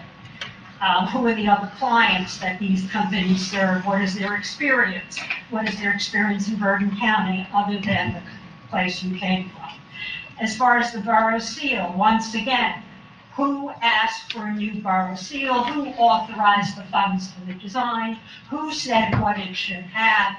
As someone who's been involved with the Palisades, that plaque doesn't make it. I think it's awful. But that's neither here nor there. It's up to you guys. And the deed for the tennis courts, what is the status of that? Has anybody looked for it, found it, gone to the county to get a copy of it, or spoken to CNBC? That's all I have. Thank you. Next, please. Actually, you know what, Mr. Mayor, can I just ask the attorney a question real quick, please? I know this has been brought up previously. Have we looked into the deed on that piece of property? What is going on? I mean, that's something that's... We have. Yeah, and we're waiting to set up a meeting with them. We got some people. Well, how about respectfully sharing it with the governing body? How about... Well, no, you're going to confirm it, but you're making an appointment. You said you're making an appointment to speak to them. I mean, you must have whatever knowledge you have, please share with us. Whether it's half of the knowledge, whatever you have, whatever the attorney has, should be shared with the governing body. Not at the end. I want to be just as informed as you. That's what I want, okay? Before a decision is made. It's not going to be when any decision is made on our end. We're just trying to, as staff people, we're just trying to... When you gather information, I'm going to ask you, and I have asked you previously. I understand, you know what, we're dysfunctional. We don't communicate, we don't share anything with each other. And just like the last BA, who's now a consultant, okay? If something is shared with you, I'm going to ask you to kindly share it with myself and Ms. Tremont, because we don't get anything from them. Yeah, Councilman. I don't know also, so don't worry about it. Respectfully speaking, Councilman, anytime you ask a question, I respond to you right away. I reach out to you right away. Wait, just 1 second, I let you finish, okay? Mayor, 1 second. When you ask for any question, email me, call, text, or reach out. I send out whatever information you ask. Mr. Chowder, go ahead, I'm sorry, go ahead. I will not take any slight disrespect towards the staff, because this is the second time you call the staff dysfunctional. You called the staff... No, I called us dysfunctional. Be clear, listen to what I say. Yeah, but you sent an email, about the staff regarding the 9/11 event that they put together, and you wrote dysfunctional. No, I said we were dysfunctional once again. So wait, We'll don't, get you the information. wait, don't, let me interrupt you, because don't twist my words like that, okay? Once again, I don't reference the staff as, read the email, because I said we are being dysfunctional. Let me finish, please. No, you work for all of us. You work for all of us, sir. You don't have to abuse him, okay? How am I abusing? I'm raising an issue that is, let me finish, please. Let me finish. I never implied that, and I agree with you, anything I've ever asked of you, you have provided me whatever you could give me, okay? My statement is, just like this situation that you're talking about here, just like the IT house, whatever it is, I shouldn't have to ask if something is, let me finish, if something, so I'm speaking on your behalf as well. Fine, so don't. So all I'm saying is, when you get information, wherever you get it, share it please with all of us. Everybody got it?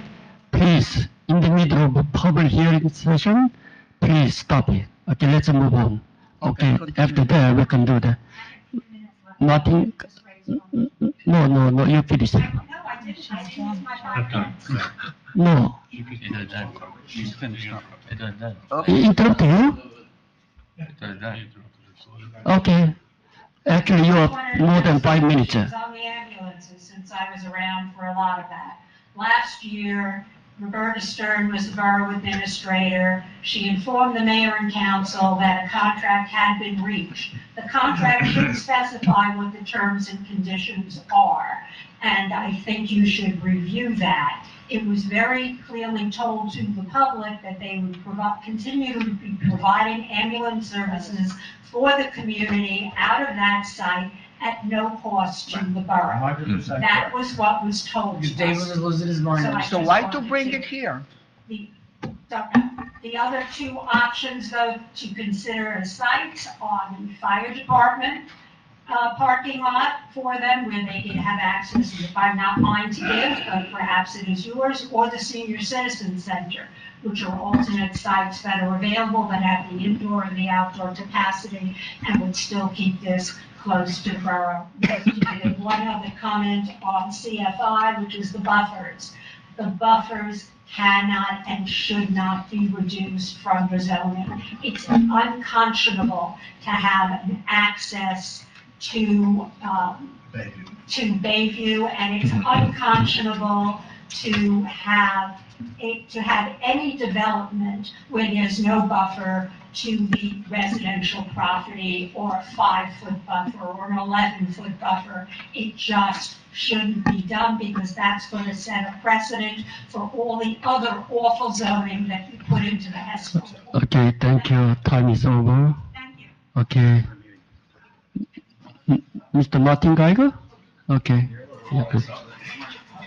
Thank you, Martin Geiger. Thank you very much.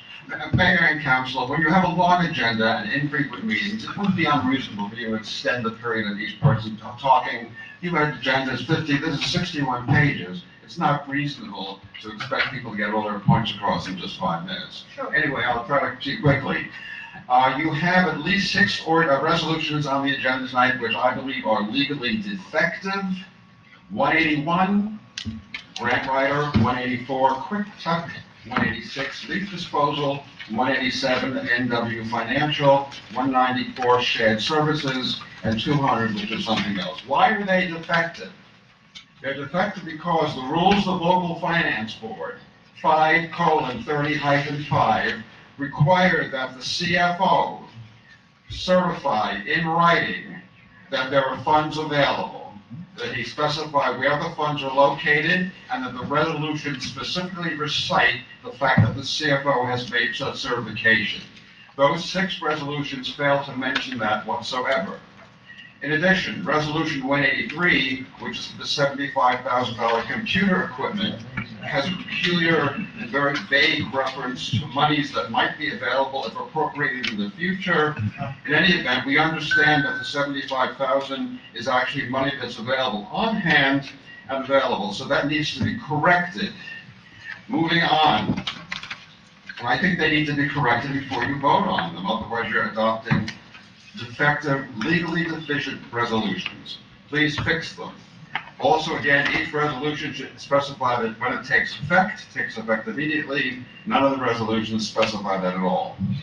I don't like the fact that you're planning to enter into a lease for parking spaces at the Senior Citizen Center. I guess right now, the people who park there for the meetings are trespassers, and the company doesn't like that. But what you need perhaps is a license agreement to use the parking facilities at certain times. I believe if you lease it, you may be imposing liability on the borough for any one senior citizen's trip and fall accident in a pothole or something. Maybe, in addition, the cost of the lawyer to draft this agreement is probably far greater than the $1,500 annual fee that you're looking to pay. I don't think there should be any fee for this anyhow. I want to speak separately, I'll talk to him, CFO, about the NW Financial Advisors fees. I think they're unreasonable in relation to what the borough finances. Finally, the indemnification agreement. I went by 16 6th Street, which is the mayor's street. Mayor, I went by your street today. The gentleman who lives a few houses away from you. The house is completed, and it appears that people are living in there. And they built a garage. I don't think I could get my car into that garage or out of the garage, given the hill and the bump, without scraping my fenders or the chassis of the car. In any event, I don't know why we're suddenly asking for indemnification from one homeowner who has below-level garage when we haven't asked for it from others. And by setting that precedent of asking for indemnification, what does that mean to the other homeowners in town, many of whom have basements that flood? Does that mean, okay, they can now sue the borough because they haven't given indemnification? I think it's a very bad precedent to set. I would think it needs to be better drafted for sure, and the whole concept's thought through, better reasoning why you're doing that. You may have to be doing that for some reason, but again, the house seems to be occupied. You know the house, you probably know the family, what we're talking about. As far as Summit Street, people can argue whether you should be spending $60,000 just to get the grant. If you look at Summit Street between Van Nostrand and Irving, it's been paved. It was paved for the last 18 months. In fact, it's like a speedway. Years ago, none of you probably will remember this, maybe Pat will. People didn't want that street paved at all. It used to be a gravel street. When Mr. Mangioli was on the council, he lives at Mercer, he, I think, asked it finally that it get paved, and it was paved, and it's been repaved. It's a half street. It's very hard to get through it. I would just echo, interesting what Mrs. O'Shea has said, asking about that stop sign. That's the same stop sign that David Gregorio has mentioned time and time and time again.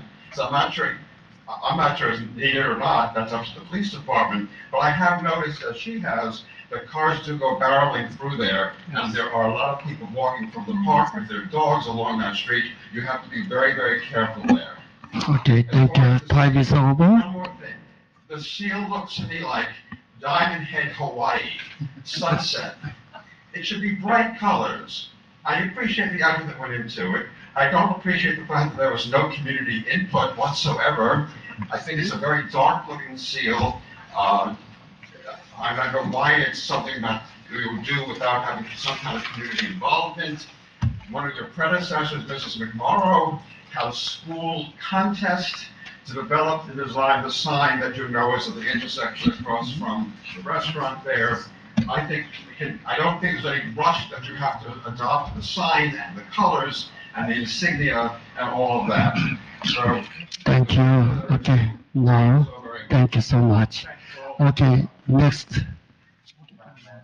No, later on, no, not this time. Yeah. Anybody else? Before I go to Zoom? Yes, please. Zoom, anybody interested?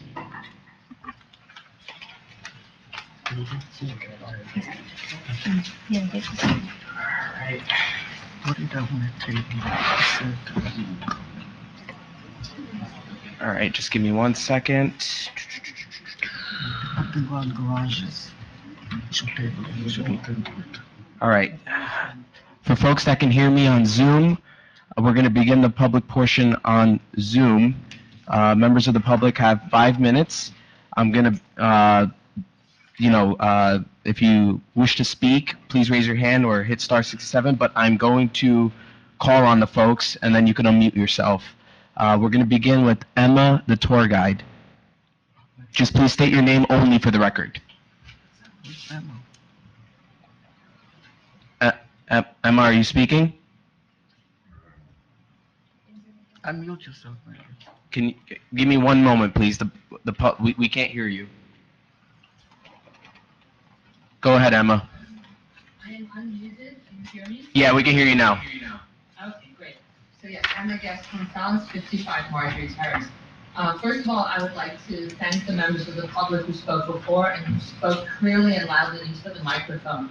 All of the reports were completely inaudible, from the police to the DPW to the rec board that maybe heard a little bit of that. And I was asking in the chat and asking my friends who were at the meeting to everyone, please speak into your microphones. Everyone on the dais is doing a great job so far, but none of the reports were audible, and that's very difficult and disappointing.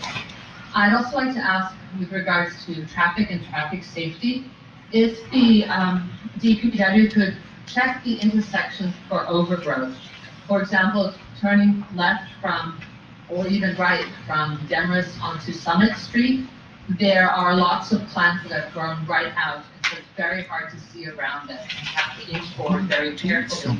And since people drive too fast down Summit, it's quite dangerous. So I don't know if the town could look into that and test the major intersections and the minor intersections too, just to make sure the sight lines are open, because it's making it very hard to turn and hard to see. So that would be much appreciated. Last of all, I'd like to ask, when will the Shade Tree Commission be meeting? I don't know if this is the venue to ask that, but I have yet to hear about the Shade Tree Commission, even though I was appointed to it about 2 months ago. And so I'd like to know about that, since fall is a great time for working on spring plantings, and we could be doing a lot of stuff with that. So with that said, thank you very much.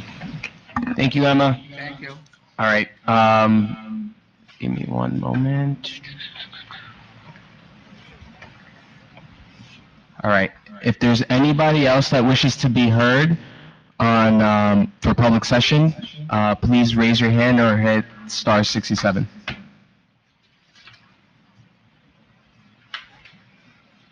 All right, Mayor. Okay. Seeing none. Seeing none, okay, then I need a motion to close the public portion. I need a motion and a second. Second. All in favor? Yes. Okay. Motion passed. Now, no, we don't need a roll call, right? No, we don't. Mayor, before you move on, I think if you want to answer some of the questions for public session, it's up to you. Okay, yes, okay, would you come out and answer for Mr. Martin Geiger's question regarding about the 6th Street? Oh, yeah, give him that. All right, no, it's all right. Just to clarify, the hold harmless agreement is required, the engineers and professionals require that when they do a plan review of the house. Now, I think part of the reason is it's a down pitch driveway, negative pitch, and they put a trench drain at the bottom. And it's a hold harmless agreement, but they want to put it, it's their house, they want to build that house. We just don't want the liability of the house, of the basement, because they don't maintain the trench drain, leaves clog it, and then they come after us that to maintain their trench drain. And the trench is already there, though. No, we've been giving. We have been giving it. No. The person, the mayor's neighbor who's coming for this, doesn't no one lives there. Well, we get a temporary. So my point being is that they already built it. Yeah. They already put in the trench. Yeah, it was approved, but it was approved by So the what- engineers. So, I can't tell them they can't put it in. well, no, not unless we have an ordinance that says they can't, but well, I'm a little confused. How come at this point, Mr. Attorney, or Mr. Building Inspector, or whatever, can you tell us why at this point now, like I think Mr. Geiger had said, why at this point now are we now all of a sudden, I mean, we introduced an ordinance that had no teeth in it at all. We paid the company, we paid the record or whoever it is, we put together an ordinance that we pulled because it doesn't apply to any resident in this town. We don't have a flood zone. So now I want to understand why who's pushing, can we, when we, no. I've never voted, no, I'm not talking about the trench drain. I'm talking about the hold harmless agreement. Yes, there are several instances of hold harmless agreements in the borough. The request came from the engineer, and specific in their review. I was contacted by the building department to prepare the document. I prepared it based upon the recommendation of the engineer. It does not, and I heard Mr. Geiger's comments, I respect them, but it doesn't increase our liability where we don't give those agreements. But this is a... Is this something new? I guess what the question is, because I've never had to vote on a trench drain ever since I've been here. I've seen the agreements before. Can you share them with me? Because I've never voted on one here. And they're not current, I mean, they're from the past. Okay, but I will share them with you. Okay, I just want to understand what the liability, so our thinking is that if they have a flood in their basement, they're going to sue us? Without that. Well, I don't think they'd be. Well, of course they're going to, okay, I don't have a problem with that, but. And the document gets. Then we should have a policy that directs our building department for every underground, but you know what? They don't have to sign it. It can be a recommendation. If I was a homeowner and I put a trench in and you approved it, and now you're going to come back to me to say, I'm going to hold you harmless, I'm going to tell you to take it to Alaska, because I'm not doing it. They can get a temporary CO like now, but they can't get a CO becomes a problem.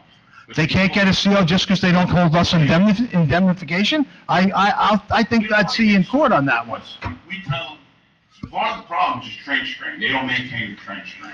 Now, if the basement floods and they want to sue us, what do we do? If the basement floods and we don't have a hold harmless agreement, they're going to sue us anyway. They're going to sue us anyway, okay? As long as we don't allow them, like I still see us doing, allowing people to take their storm water or their sump pumps and put them in our sewer lines, okay? That to me is more of a concern than what I'd be concerned with at that house is that trench drain being put into the sewer line. That's what I'm concerned with, because that's what they're going to do. Okay, so I mean, I understand the reason for a hold harmless from you, but I think that we should have a policy then that says every home, but once again, would have to get a legal opinion. If they already have approval by whoever they're building the house with, how now are you going to come back and say, oh, by the way, you have a drain there at your garage, now we want you to hold us harmless? You build houses? Would you do that? Would you agree to, oh yeah, I'm going to hold you harmless because I put in that you approved? Come on. Okay. Thank you. Okay, well, they're going to give me evidence because I've never voted on it. I've been here almost 4 years and over 4 years, never voted on it once. I don't mean it towards you, sir. You know that. I mean, but I don't understand why now, because I mean, if our attorney says. We've been doing this. I have to, What's the issue? When have you voted on one? You voted on one? Have you ever voted on one? You've been here longer than me. Have you done it before? But this has been done Yeah, I know. before, Glenn. Was it between just building department and the Trust the residents? attorney, he knows what he's doing. Was it between just building Did you department trust and our the attorneys?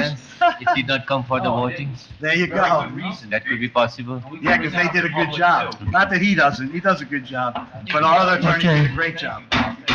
Let's move on. Mayor, can I just, I can't wait till Monday, Tim. Temporary COs. I can't wait till Monday.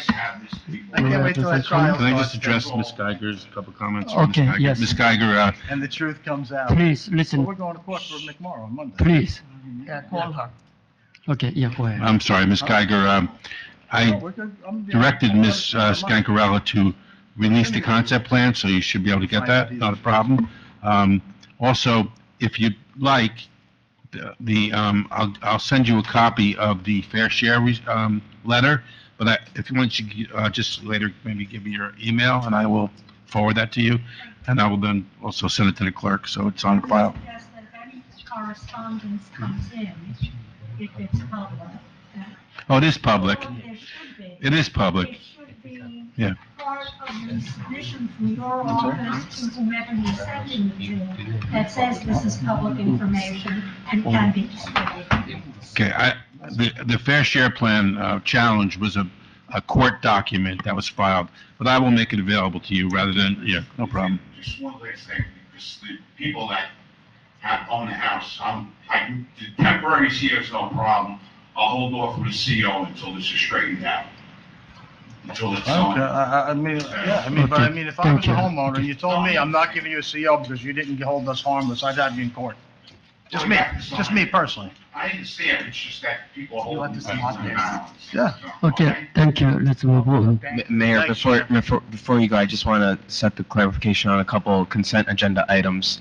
I think from the moment I started here in Englewood Cliffs, I was quite clear as to like what some of the issues were. As when I first started right away, we audited third-party vendors. Part of our review of our third-party vendors, and we followed all proper procurement policies through our QPA. We advertised it. We took action that we were going to do the stuff that we're approving today in advance notice. All evaluation sheets, rating committee sheets, ethics committee sheets that were signed off by members of the ratings committee was provided to all members of the governing body. And what I will tell you, I know there's a lot of costs in there. And there was people that submitted fairly, and there was, for instance, the information technology, there was over 20-something submissions. A lot of them were out of budget.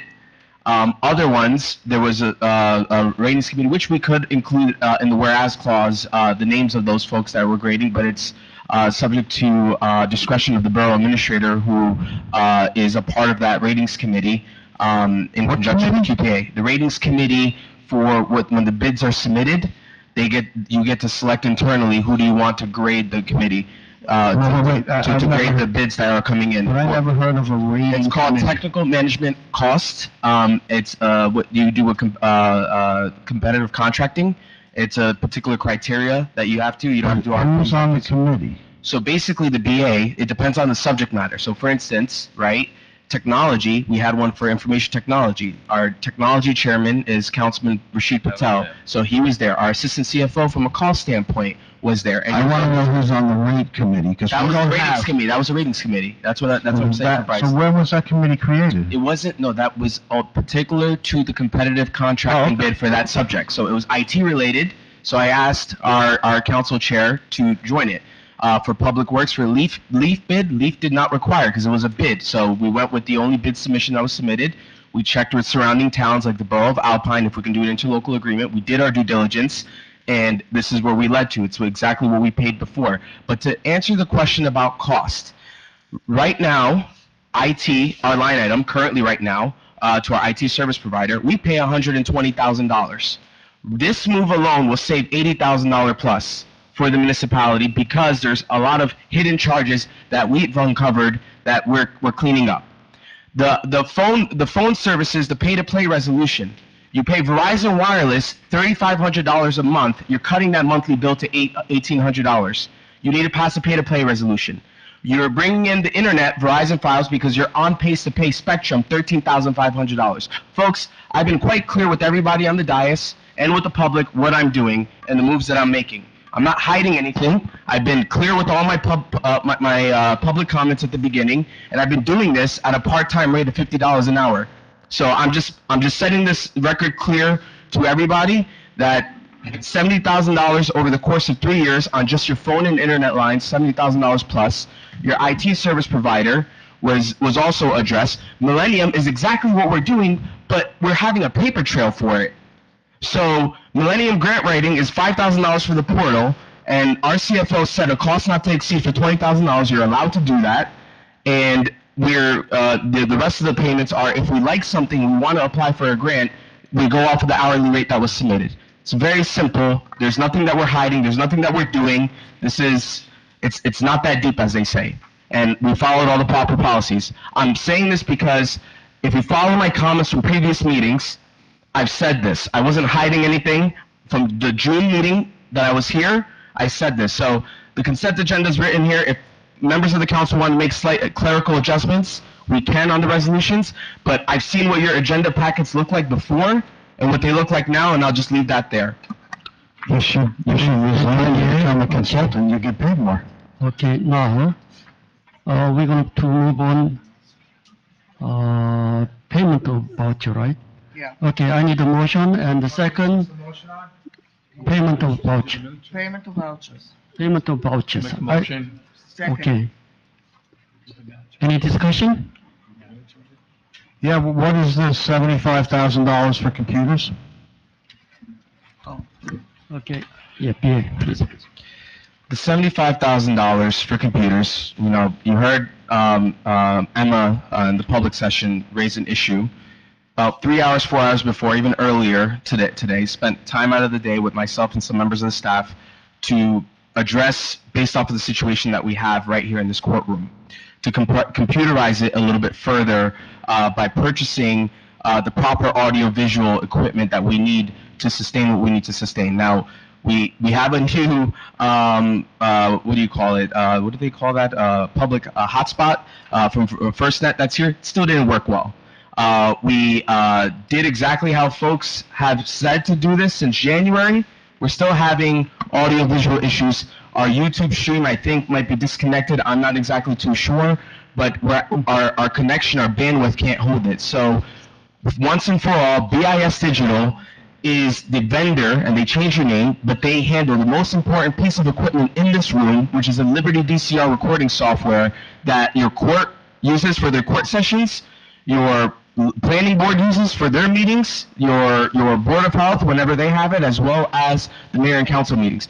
You can have your Zoom, you can have your YouTube, you can have everything, but the most important thing that you need to have backed up and everything else is that. And we've been even having issues with that as well. So basically, we're going to be making some adjustments because some of our connections have failed. We're having some issues with these hollow speaking system that we have from the sound mixers. We found funding available in an old capital ordinance 2021-23, in which the CFO states that we can utilize this in order to make the improvements that we need to make.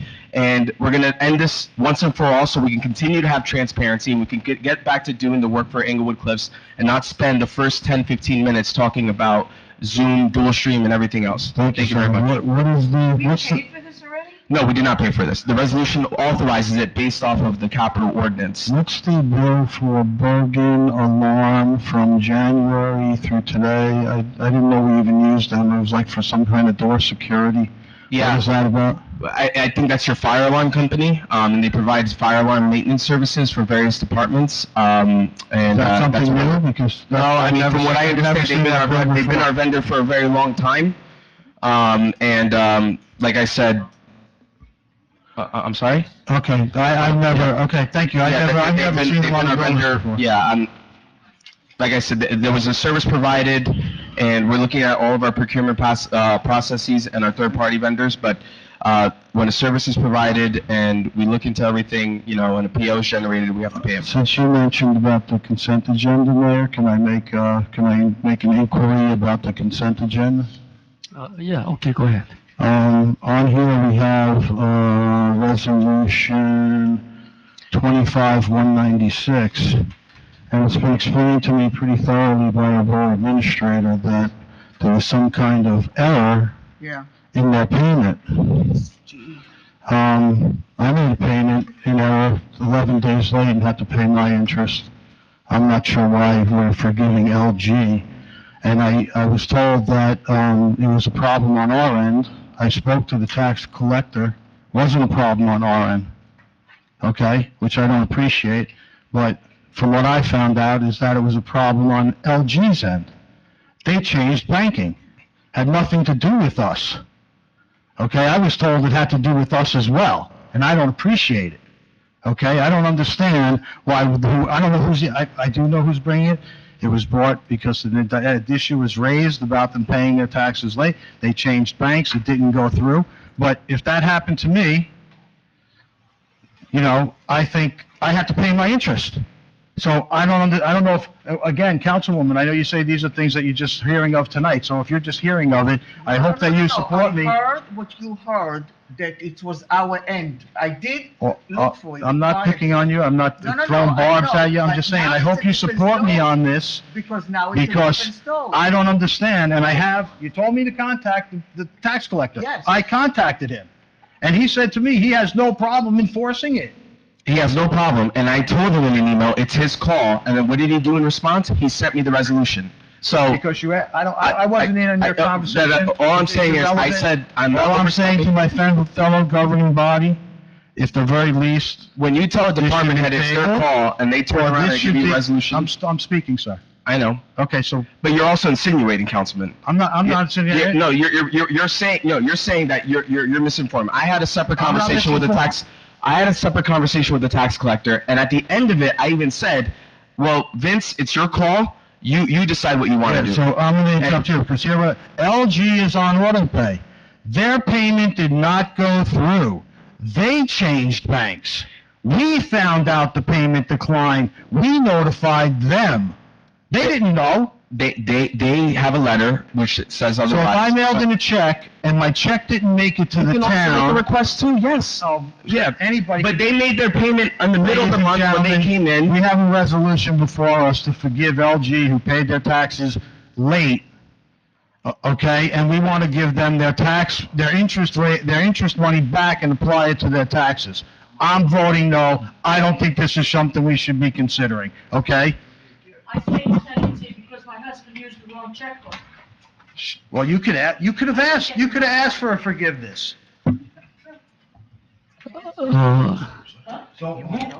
They told me he said Would you like me that's to what make a happened with motion?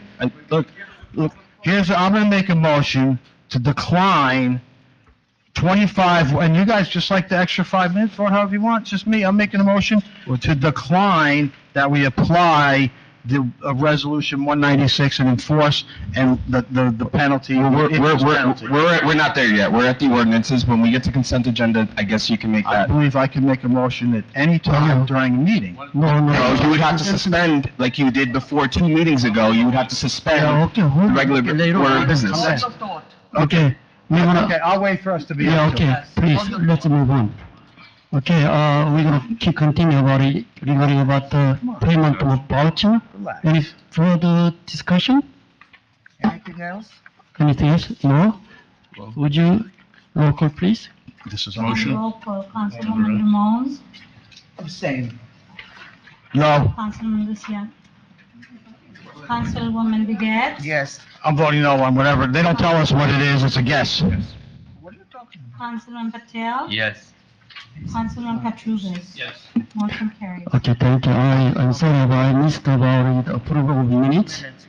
I need a motion and second to approve also 13, regular meeting minutes. I don't know, it's okay. I don't know, Yeah, Larry, said what you're yeah. doing. Seconded by Councilman Patel. Okay, roll call, please. On roll call, Councilwoman Ramones. Yes. Councilman No. Marcianos. Minutes. Why not? Councilwoman Begat. Yes. Councilman Liang. Yes. Councilman Patel. Yes. Councilman Katrubis. Motion carries. Okay, thank you. And this adoption of ordinance, I need a motion and a second for the Motion. second reading of ordinance 2025-05. Motion. Okay, second. Okay, Claude, would you? We have to open to the public for discussion, I think. Well, what about this Yeah, one? the clerk's gonna read it first. Oh, read it first. Okay, would you read it? Sure. Ordinance number 2025-5, bond ordinance to authorize the improvement of Summit Street from East Palisade Avenue to Perside Road in, by, and for the Borough of Englewood Hills.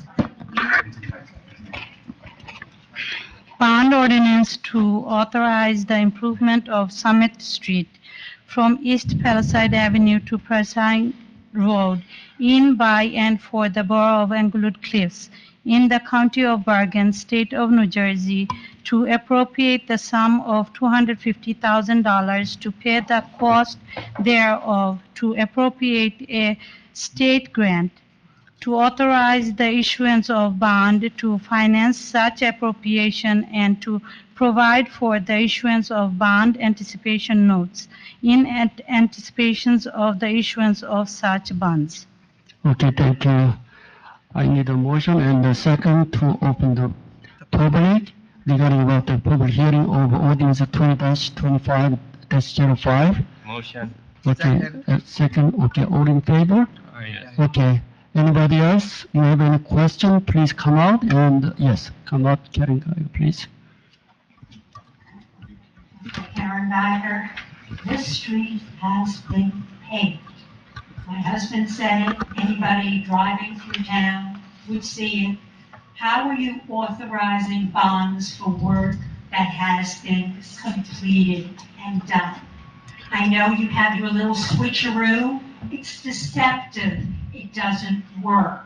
You have $60,000 of our tax dollars going to do work that is not needed. Maybe. The Summit Street, the area on the other side that you're swapping it out for is a half street. It was never supposed to be a thoroughfare. Repaving it, which is now beautifully done, will make it even more of a thoroughfare. I'll say this for each time you get to the same ordinance. I'll use my 5 minutes. Basically, oh, good to know. No, I already mentioned clear. Doesn't matter. How come you mentioned? All I'm saying is you put in a resolution to an ordinance to pave a street, to pay for funds to pave a street that has been paved. It's beautiful. I wish my street looked like that street. It was just paved. Karen, I think this is Summit to Pershing. Yes, this is Summit to No, there's Pershing. another one. No, the other one. I understand. I'm moving them both together. Okay. And I'll talk again on it. You shouldn't be doing it. Don't throw good money after bad. You made a mistake. Somebody made a mistake and they put in for grant funds for a street that has been paved, and now you want to issue bonds to cover that cost. That's how I'm reading this. That's not what it says? Okay, you can talk. Anyone else? Anyone else? Mr. Geiger? Yes, come on. Thank you. When I first saw that, the first ordinance, which provided for paving of Summit Street from Palisade Avenue to Pershing, I let it go in my head, because I hadn't really looked at it, it was last meeting. The next day I drove there, and I saw it had just been repaid. In fact, it's paid through the Chestnut, I believe. And I called the borough administrator, who, I'm not blaming him, he was unaware, it's not his, he's not looking at all the streets and so forth, and he immediately got on top of it. And he knew what the history of it was. Evidently, PSE&G paid for it, and there was a grant. It was the same situation, or akin to the situation on Floyd Street, where the prior borough administrator was able to swap out the portion of a grant that covered what was already paid. And fortunately, it was part of Floyd Street that had remained unpaid, and that made more sense. So in this case, there's just, what it shows is that if a DPW isn't informing the borough administrator or whatever, this happened probably before IC arrived on the scene anyway. We'll get to that. So it appears, it appears that the grant, which has already been received, you have it on hand, the cash is in hand, presumably in a capital account. It's a receivable grant. What? It's a receivable grant. It's receivable. It's been awarded. It's been awarded. I'm sorry. The grant has been awarded. We just don't have the If cash. you haven't gotten it in, it's receivable, they Right. guaranteed it as a grant. Right, so the grant, DOT, according to the engineer, has to come and walk the street and see what's what, and maybe they'd come and see, I don't know how they know who paid for what, how would they know who paid for it? Because the engineer provided that background information of PSC&G when they corresponded with the original scope. Anyway, the point was, Okay, let's table it. Let's table it. that the borough administrator has addressed this, probably the best possible solution that you can find. And it'll be up to you whether you still want to spend $60,000 to keep the grant to pave a portion of a street which may or may not require paving. Anyway, thank you. Okay, thank you. Anyone else? Yeah, can we call? Let me just check for Zoom. 'cause Oh, it's a yes, public check it session. out, yeah. For any member on the public that's listening on Zoom, that we are on ordinance number 2025-05, the bond ordinance of Palisades from East Palisades, on Summit Street, from East Palisades to Pershing Road. So if anybody wishes to comment, you can only comment on that particular ordinance and that ordinance only. Please raise your hand or unmute yourself. But I will say, I am also recommending, I thank you for the comments. I sent a message to the mayor and council about my thoughts about the particular ordinance after the findings, and I appreciate Mr. Geiger for reaching out to me as well and informing me we have to work on some of our internal practices, but this was all a part of the gas restoration effort, and a lot was happening when they did the restoration from the gas main replacement. There were typically times you negotiate quantities when you submit for grant applications and you receive grant awards. And I'm not sure exactly what happened before. I can't speak on it before.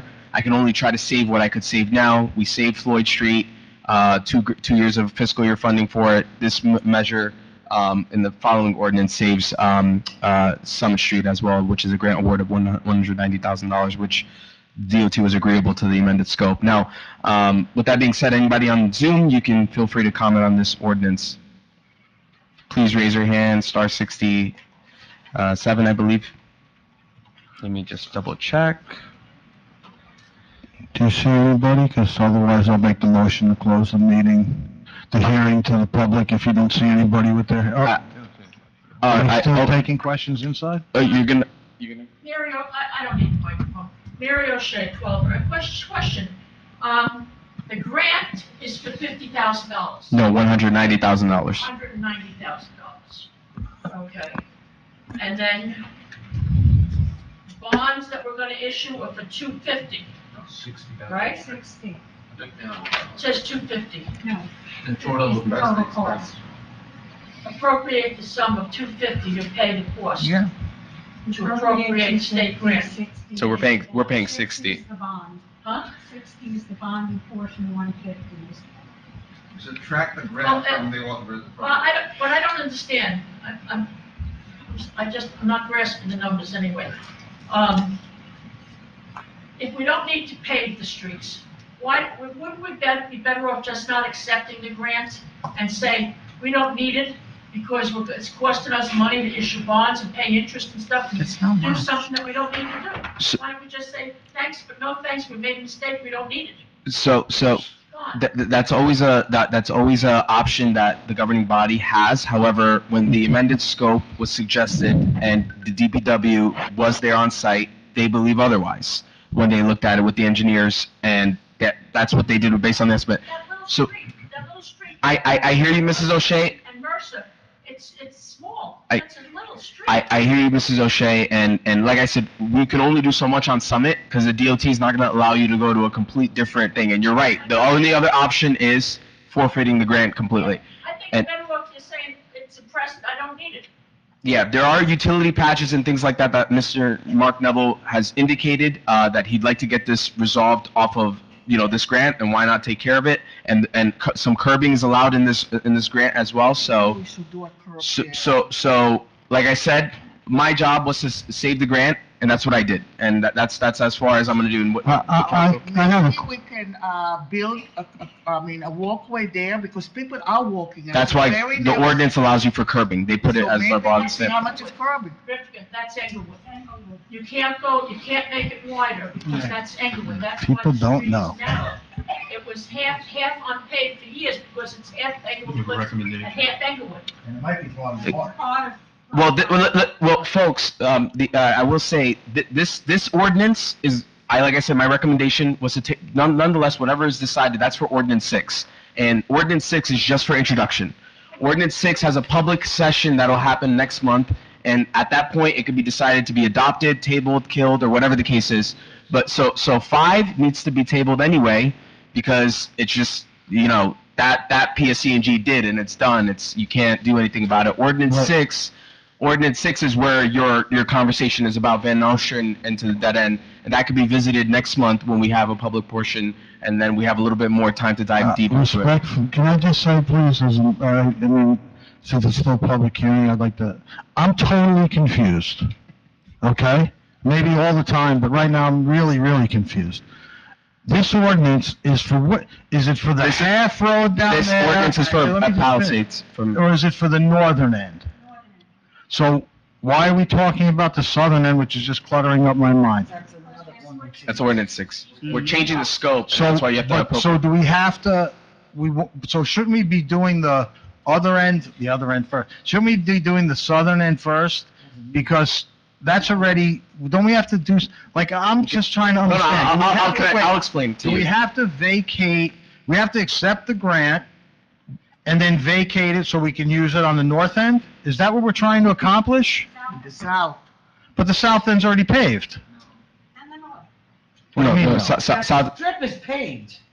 So basically, Summit Street from East Palisades Avenue to Pershing Road, like I said before, thanks to Mr. Geiger reaching out to my office and informing me as well, PSC&G paved that, right? That's part of the restoration project. Soon as that happened, because this ordinance that was introduced last month, which is subject to public hearing right now and adoption, is backed by the $190,000 grant FY25. Now, for whatever reason, when you submit your grant for DOT municipal aid, which every town gets, it's pretty boilerplate. You select something that you think that you really want to do and you really need to get done. So Summit Street was that project from that for that quantities. No, so we submitted it last spring. We got awarded it in the fall. For some reason, typically when you do this type of stuff, you negotiate with PSC&G and you do some other things like that, and PSC&G paved it. Bottom line, and this was before my arrival, or that it was decided or addressed or whatever the case is. Then we have to come to the decision of what do? We have to notify DOT.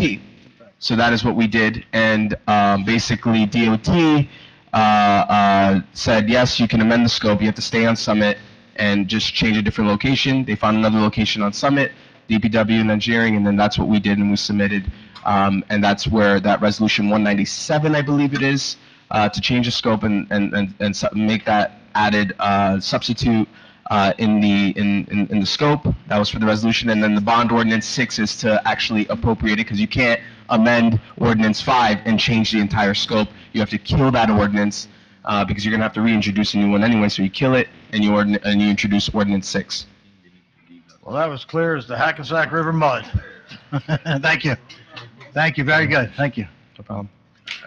So what are we doing now? You have to table ordinance 5. Okay.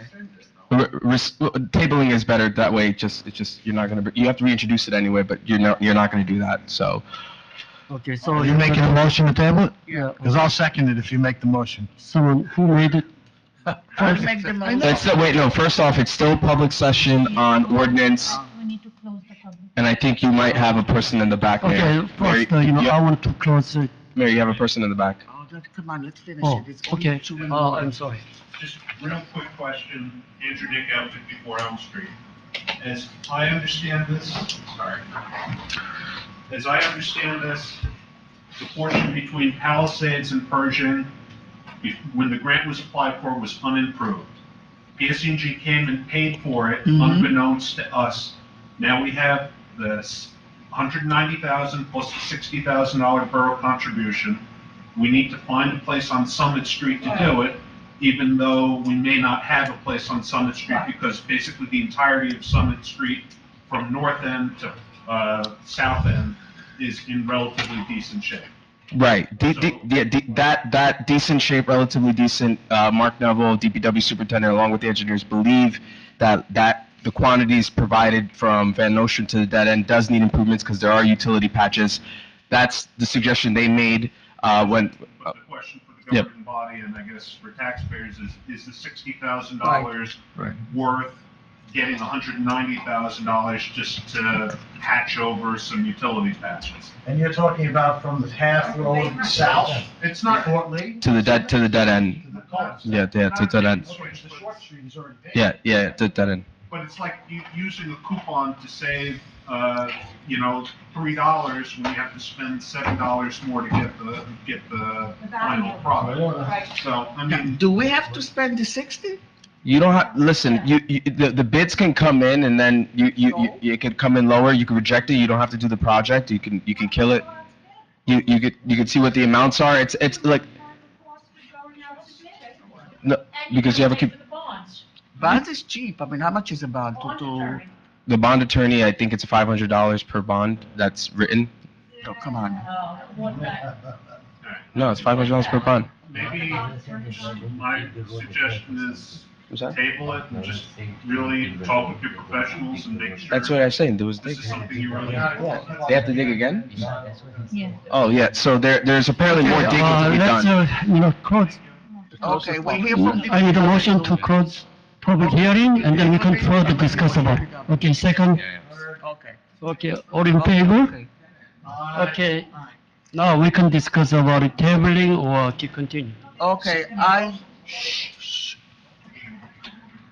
motion to table. We talk to DPW, let them kind of explain to us what we need to do in this road. Yeah. And then Okay. we'll make a decision. Okay. That's ordinance I need a 5. second. You're tabling ordinance 5. Okay, roll call I please. don't know which one already. 5, I and need we, second for. Yeah, Okay. over there.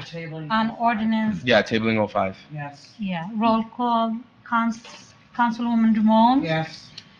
Councilman Luciano. Councilwoman Beget. yes. Councilman Liang. Yes. Councilman Patel. Yes. Councilman Katrubis. Yes. Motion carries. Thank you. Okay. So we don't need No. Now it's 06. Now it's 06. 06, you're just introducing, that's it. Still we need it? You're just introducing it, yeah, that's it. Yeah, you just introduce, because you only tabled 5, you're introducing, and then we'll have a public session on it next month, we'll advertise it, we'll revisit it, DPW will be here. Okay. Is everybody saying you should pay this? Other than how much? Let's see what he says. Mark is also claiming, Councilmember Patel just reminded me, he has to dig it up again, he's saying as well, there's some additional stuff, but that's why I let him come here with the engineers. I'm not sure why they left, but, That's why you need to keep the DPW. I agree. They were- Here for the meeting. Yeah. Answer questions that arise. Okay. Well, Why don't we just table this as well? no, because then you have to reintroduce it again if there's a need, so there's you're only introducing, you The have, introduction. second reading and adoption is next Okay, month. okay, so just move on. I need a motion and a second to read the introduction of the bond ordinance 2505. Okay, we did. clear, would you read it? Ordinance 25-06. Sure. Bond ordinance to authorize the improvement of Summit Street from Van Nostrand Avenue to Dead End, in and by and for the Borough of Englewood Cliffs, in the County of Bergen, State of New Jersey, to appropriate the sum of $250,000 to pay the cost thereof, to appropriate a state grant to authorize the issuance of bond to finance such appropriation, and to provide for the issuance of bond anticipation notes in anticipation of the issuance of such bond. Thank you. Motion to introduce and advertise ordinance number 2025-06 for public hearing in accordance with the law. I need a motion. I'll make a motion. A second. All in favor? Yes. Okay, I did. roll call please. On roll call, Councilwoman Drummond. Councilman Luciano. Councilwoman Beget. Yes. Councilman Liang. Yes. Councilman Patel. Yes. Councilman Katrubis. Yes. Motion carries. Thank you. Next on the agenda, we have a consent agenda resolution. Mr. VA, please read into the record the titles of each resolutions. Thank you, Mayor. On the RFQs, RFPs, bids, competitive contracts, and purchasing, we have resolutions, part of the consent agenda, we have Resolution 25-181, resolution awarding competitive contract number 25-02 to Millennium Strategies for grant writing consulting competitive contract as a fair and open award in the amount of $5,000 per year plus project-based fees not to exceed $20,000 per year for a one-year term with renewals up to 5 years. Resolution 25-182, resolution to authorize the Borough of Englewood Cliffs to enter into the interlocal agreement with the Region 8 Education Service Center for the interlocal purchasing system. Resolution 25-183, resolution authorizing award of contract to BIS Digital through TIPS National Cooperative Contract number 230901 for council room computer and communication upgrades in the amount of $75,658.96. Resolution 25-184, resolution awarding competitive contract 25-04 to Quick Text Incorporated for information technology consulting competitive contract as a fair and open award in the amount of $39,600 for a one-year term with renewals up to 5 years. Resolution 25-185, resolution authorizing an award to Quick Copper Technologies for the purchase of internet and voice over IP in the amount of $21,000 and $878.28 for voice over IP and $4,292.76 for internet for a one-year term. Resolution awarding bid number 25-06 leaf and brush collection disposal to environmental renewal as a fair and open award at the rate of $8.60 per cubic yard, not to exceed $75,000 for the 2025 season, with renewals in coordinates with NJSA 40A:11-15. For professional services, 25-187, resolution appointing NW Financial Group as financial advisor and authorizing the award of a professional services contract for the remainder of 2025 pursuant to the attached rate schedule Exhibit A.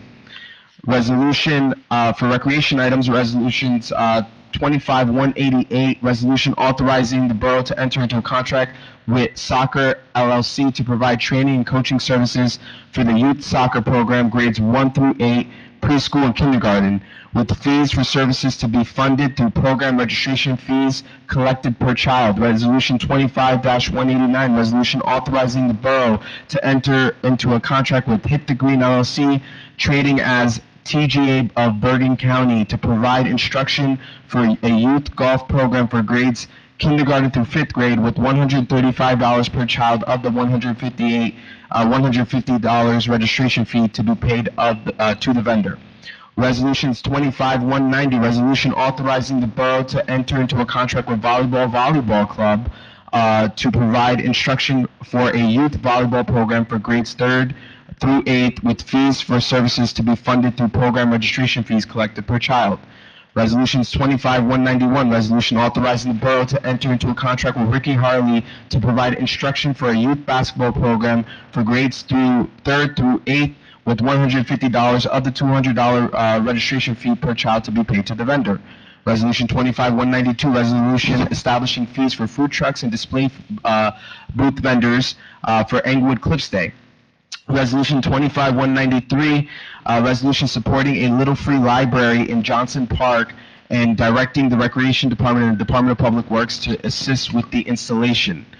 For finance, tax, and purchasing, resolutions 25-194, resolution authorizing the execution of a shared service agreement with the County of Bergen for the provision of high-speed fiber optic internet service at a rate of $150 per month. Resolution 25-195, resolution authorizing the approval of the excess sewer users rate of $3.4899 per 1,000 gallon.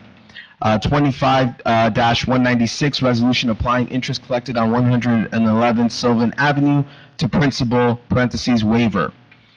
Close parentheses. Grant applications 25-197, resolution authorizing the submittal of a modification to the scope of work for LA 2025 MA Englewood Cliffs Borough Summit Street resurfacing to NJDOT.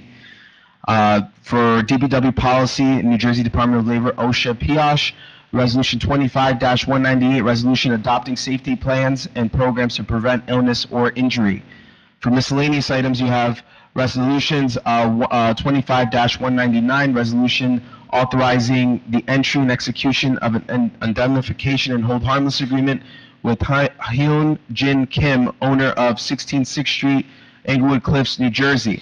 Resolution 25-200, Resolution authorizing the borough to enter into a lease with John Gunter Salon for parking for the Englewood Cliffs Seniors Club members for a rental fee of $1,500 for 1 year. Resolution 25-201, resolution adopting and authorizing the official colors, seal, and logo of the Borough of Englewood Cliffs. Resolution 25-202, resolution to approve the settlement of a tax appeal, 99 Roberts Road. Okay, thank you, PA. All items are routine and will be, enacted with a single motion. Mr. Mayor, can we Yeah, please okay. pull out 193? 193? It's the library. 193 is supporting Little League, no, I'm sorry, that I don't need to, I apologize, that don't need to be pulled out. What needs to be pulled out for a separate is, 200, 201. If we could have those, pulled out separately, please. Could you explain to them? Yours is different than mine, so I don't know what that is. I'm voting no to everything else, so it doesn't matter. I won't answer it. So you want 200 and 201? Well, I think we need to have more discussion on 200, into the lease agreement. I spoke to Ms. O'Shea, and I don't know what happened with our esteemed, consultant, but supposedly last winter, there was people parking in the lot, and the owner came out and said, rightfully so, he wants to have some kind of indemnification so that, if anybody falls, he doesn't want to be sued. I don't know where Jerry got this idea to put in $1,500 that the owner wasn't even asking for and has never asked for before. But this is our, this is the former borough administrator, now we're paying it as a consultant that put us into this bind. I think that this should be pulled out and gone back, because I don't know how the 1,500, according to Ms. O'Shea, for all these years that we've been there, we've never paid a fee for parking. Why are we doing it now? Because Jerry wants to pat him on the back and make a 1,500, oh, we'll give you an extra 1,500. I don't understand what's going on So here. you have a motion to pull from the consent agenda 200 and 201. 200, 201, just because I think we need to go over that more. 193? I'm sorry? Explain 201. I'm sorry, I'm getting questions. The other one was the one for, the refund of the tax funds. 196. That needs to be pulled out and voted on separately, because I just can't believe that's even on there. Is that your motion? That's my motion. Well, I think by our bylaws, requesting that we He vote can, on he them can, he can, separately. he we can don't vote need a on them motion. separately. Is it? He can vote on them separate. If you request that, I'll have an item pulled out. Separate, there's so many items. I only picked 4. The rest of them, I'm only saying that I don't need to have every single one of them vote. I mean, we can. I'm requesting. Discussion. You want to do it, Mr. Attorney, however you want to. You want me to make a motion to pull them out and vote on them? But the bylaws clearly say that if I want to have a separate vote, I don't want them all to be separate votes. I only want the numbers, the ones that I I identified. understand. You want four pulled out of the consent. That's all, Okay. yeah. So just to be clear, it's 196, 200, 201, what was the fourth one? 196, 200, 201. 20, you have them all mixed up here, 201, yeah, I mean, Then you are 3. That's 3. 99, 200, 201, and 196. You have 99. 99? Oh my God, now what's 99? Which one? Yeah, we can leave that in, I don't need, so it's only 3. 3, right? Yep. All right, so 3. 196, 200, 201. And 196. Okay, so just for order, can we have a, Just a second. Mr. BA? Mr. Beer. Yeah. Mr. BA, I have a question regarding about the 101 Silver Avenue, this LG Electronics. How much is this charge? It's about, so they paid their tax payment about $500,000 plus the waiver that they're applying of the interest. They already paid the interest, by the way. The resolution is to apply the $3,000 of interest to their next tax payment. So essentially, it's a waiver because there was an auto pay issue. On their end. On their end, in conjunction with. Not in conjunction with us. That's the beauty about autopay, right? I mean, Councilman, you can pull whatever message you want to pull out, or whatever the case is. Let's read it. This is from our tax collector. Right.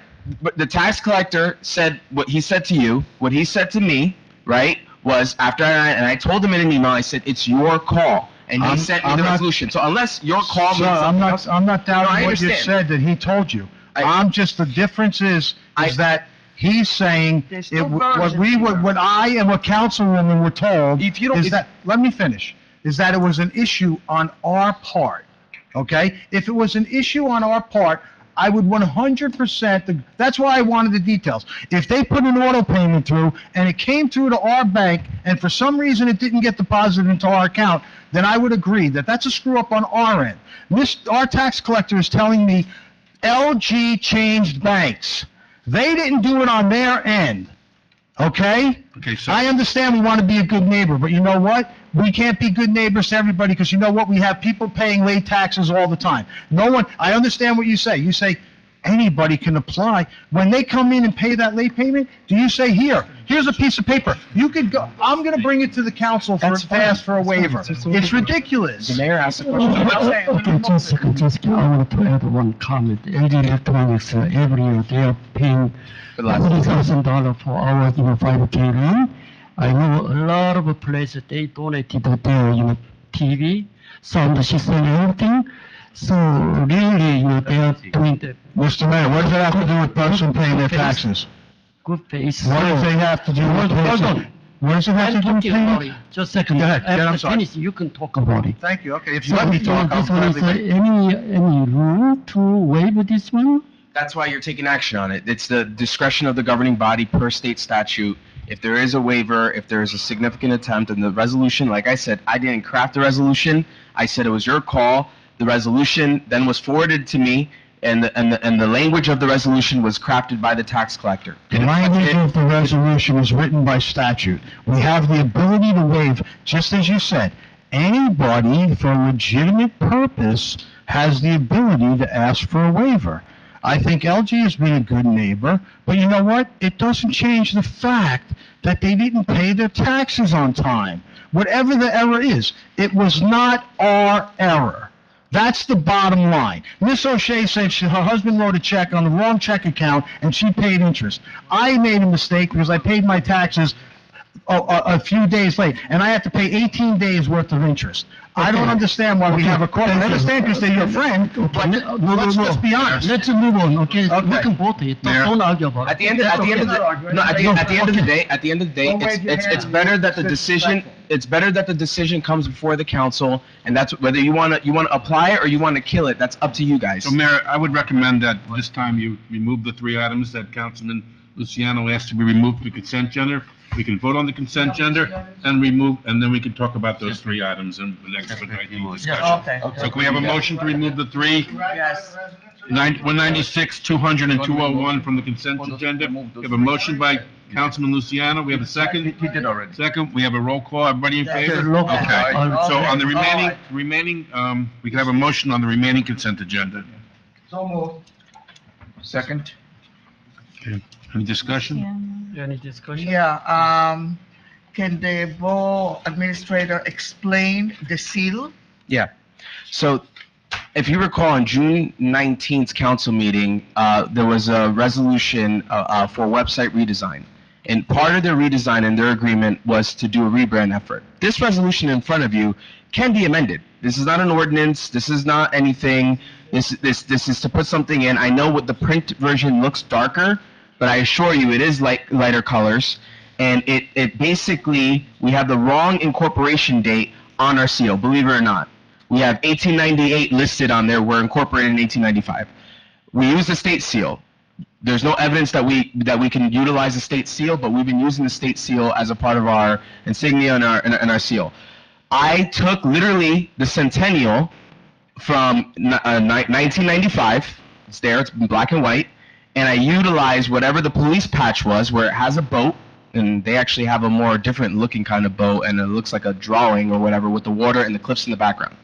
No other changes, nothing else, just to do it, to keep it moving, just to finish the website, to get everything done, because we're near completion, and that's about it. But the council reserves the right to revisit it. The language of the resolution it says that very clearly, that if the council decides that later on they want to visit this again, they can do that.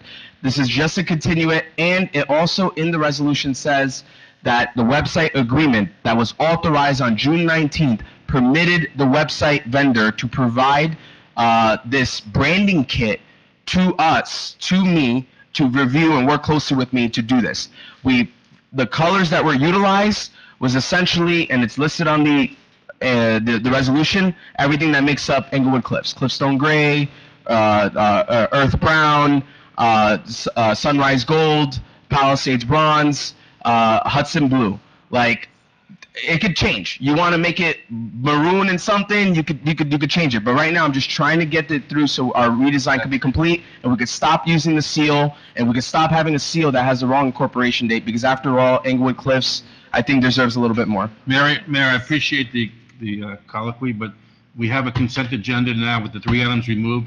Can we move the consent agenda, and then we can go one by one over the items that we pulled? Yes. Okay, Yeah, that's right. Yeah, I thought it passed. It went through. They said all ayes. We need a vote. Everybody said all ayes to the On the motion. consent agenda, they motioned and second and voted on removing resolution 196. Yeah, we already. We already did that. Now we're voting on, someone wants to move the consent No, agenda. the consent agenda one by We one. want to move the consent agenda, approve the Yeah. consent agenda with those items removed. We Yeah. have a motion for that.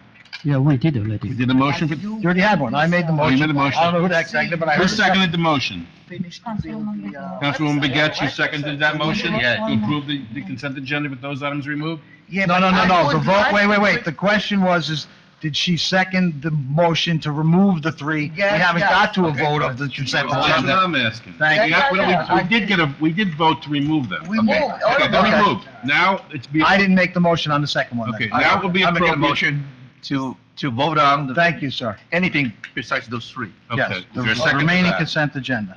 Yes. Okay, second by Rashid Patel. Okay, now, any I want to discussion? bring back the seal. The seal, the later. We're not Ah, Seal the one of the 3. Okay, so, Okay, all right. No, we didn't pull 2 On no, roll did we? call, We did, okay. On roll call, Councilwoman Ramones, All right, I'm gonna try and make this easy. 181 no, 182 no, 183. one second, Councilwoman, sorry.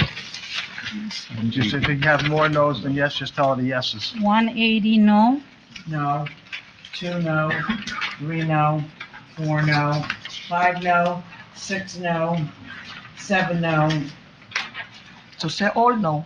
8 no, 88 yes, 89 yes, 90 yes, 91 yes, 92 yes, 93 yes, 94 yes, 95 no, and 97 no.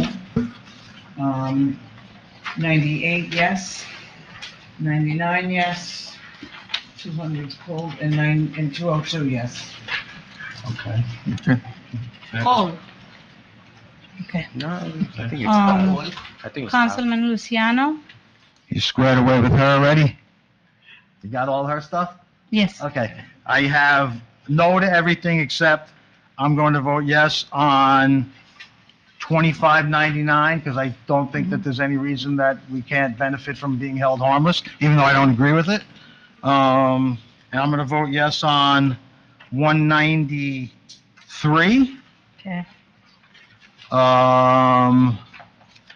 Otherwise, everything else, no. the Okay. 3 items, yes. Okay. Councilwoman Begay, Now we're voting what? For the consent agenda. Except those 3 items, you're voting on the entire consent. Yeah, okay, I'm voting all except,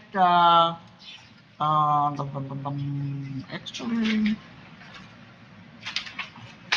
I'm voting on, no, I voted before to remove. Yes, we're not voting on the 3 items. We're not Right, voting. okay, all the rest, yes. yes. Okay, so yes to all, right? Yes Yes. to all, Okay, yes. Councilman Liang, Yes to all. Councilman Patel, Yes to all. Councilman Katrubis, Yes. motion carries. Okay, so now we can go to the 3 items. Those 3 items.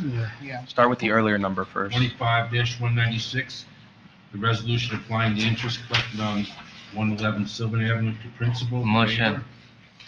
Second. Make a motion, oh. No, You it's guys just- are motioning it? They're motioning it to have the discussion. It's discussion right now. Yeah. Motion and second, and now discussion. Well, I've already pretty much, this is, and this is the interest one, right? We understand. Yeah. What is your position? We know that already. I think you already know my position, but I'm surprised that we're even moving it, but okay. I mean, I'm No, gonna have you have to move it in order, you have to have a move it to have a discussion. So that's what that's what we're doing now, the I think floor we says. follow it regularly, yes, I agree. Okay, so that's what we're doing, we're having You can shake your head, but you know discussion. I'm right. We already finished Discuss, discussion. let's There's a get vote. No, we're having a discussion on this one in particular. Well, I'm the only one to discuss, I mean, so, Yeah. I mean, I what already does did everybody right. else feel? Do you feel that it's okay that LG made a mistake and we're gonna take No, the no. interest that they paid as a penalty and now let them take it off of their taxes? No, hold on. Because they, what's his name?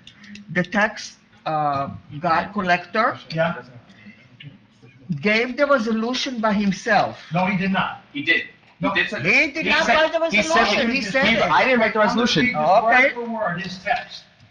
I asked him, yes, LG is on auto pay. Their payment did not go through. They changed banks. When we found out that the payment declined, we notified them. They moved property to make good, but got the replacement one day after the grace period. So they were told before the grace period, it took them until after the grace period to pay. Okay, Why? Wait. Okay. They asked if I could waive the interest. I said I couldn't, but could ask the governing body on behalf of LG. I want them to stay on auto Why pay give and you not the think the resolution? request is unreasonable. We need But one. I put in the resolution for you to consider. How's, I'll go it for it. says, how's the weather say the statute permits, I don't know why it says weather. The statute permits the governing body to make that call. As the statute permits the governing body to make that call, LG asked me, I asked Intishaw if the governing body would consider it. Okay? And I said Because it's his- LG and I said it was asked hi- him, I said and it's his he call. asked you. He said it's their your- mistake, that's the bottom line. I told him it's his call, and he forwarded me the resolution. I brought it to the attention of the governing body. I'm saying whatever you feel, because we don't even need to bring it to the attention of the governing body if we didn't want to. He never said here that it was his call. All Why don't I'm we just saying, he table knows it? it's not his call, it can come. No, why don't we just refuse it? Because there's no reason to table it, okay? Because otherwise, I'm gonna put something out to every person in this town and say, you know what, if you pay your taxes late, then I'm gonna send them a form that says you can ask the governing body. And if you paid them late, you better go right back, because you know what I'm gonna do? If you authorize this, I might go back and ask for my interest back, okay? Whenever I pay interest, I'm gonna ask for a grace period, and you all better vote for it when I do. No, we understand your position, yeah. So I share my position. Talking Yeah, about it, yeah. so I mean, that Yeah. brings- I share my position though. This is a one-time situation, and LG is a wonderful, yeah, LG is a wonderful party. Please listen, he's pro, okay? He's pro, okay? So please stop it. Yeah, that's right. Okay, let's table it. So, We're gonna yeah, look it at have to it. balance. There's a Okay. motion by the Councilwoman Begets to table the Okay, resolution. we tabled the Second. resolution, we're Is gonna there a look second? further into it. Is there a second to tabling the resolution? Yes, One second. minute. Yeah, Okay, we have a roll call on that? yeah, Okay. okay. On roll call, Councilwoman Jamones, Yes. Councilman Luciano, Aye. Councilwoman Begets. Yes. Councilman We're gonna Liang, look into it. No. That's it. Councilman Patel. Yes. Councilman Katrubis. Motion carries. Yes. Okay, then we have 25-200, the resolution authorizing the borough to enter into a lease with John Gunther Salon for parking at the seniors club, for senior club members at a rental fee of $1,500 per year, since it's been stated that the property owner may not be asking for the money. That information, the previous borough administrator, when I inquired what the terms of the arrangement was, says that was the arrangement and that was agreed upon. So we paid? No, we didn't pay them. This is to authorize it. Which is face to facts, he lied. There's the president of the senior So center may right there. I Never propose- paid before. May I propose, Mayor, that we amend the resolution to say up to the $1,500 per year? This way, Intishan can negotiate the fee. Well, how about we authorize it as only an indemnification and no money?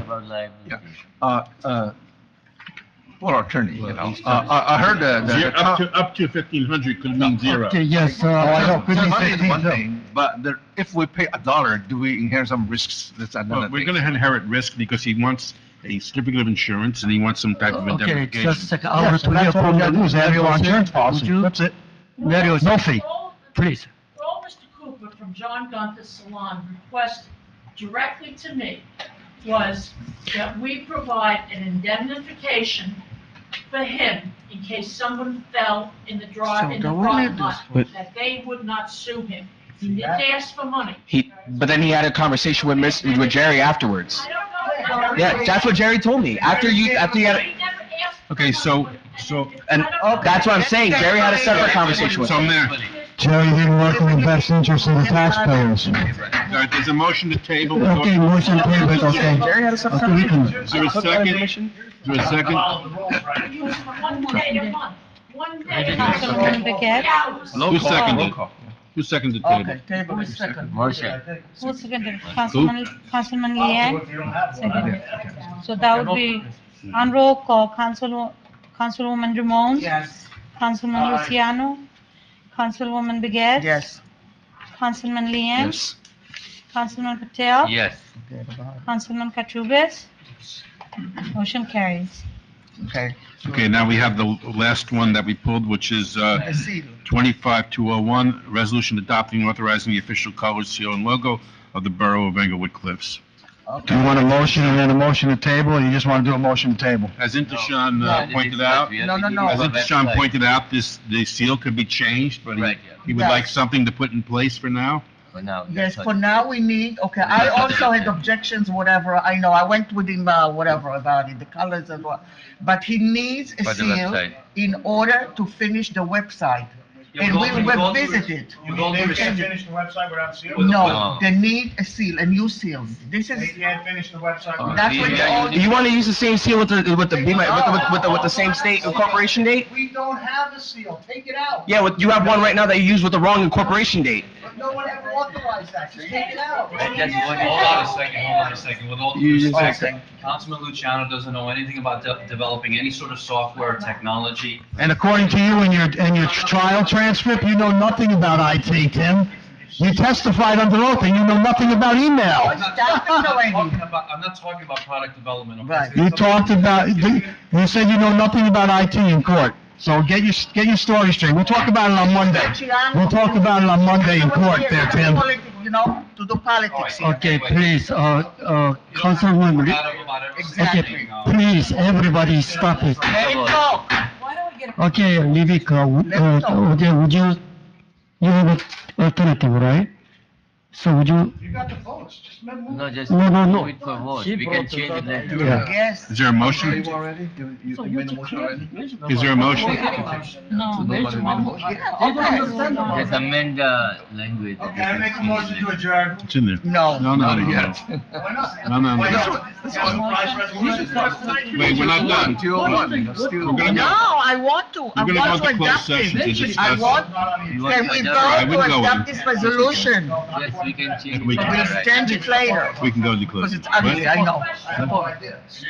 Okay, so we have a motion to approve the To resolution. approve the resolution, and we will revisit it later, and we'll decide what we're doing with the seal. Right now, we need a new seal, and we're gonna go there. I That's want it. to know how you know the date is wrong. I don't know. It's because the date is 1895. It says 1898. Look at your agenda. I know, but I don't know how you know the date is Right, wrong. yeah. But look That outside. seal has been on all the books, Englewood Cliffs, the green book, you Yeah. know? The borough was incorporated in 1895. Had an It's the state legislature incorporated you, 1895. Like, it doesn't Motion say. to adjourn. No, no, no, no.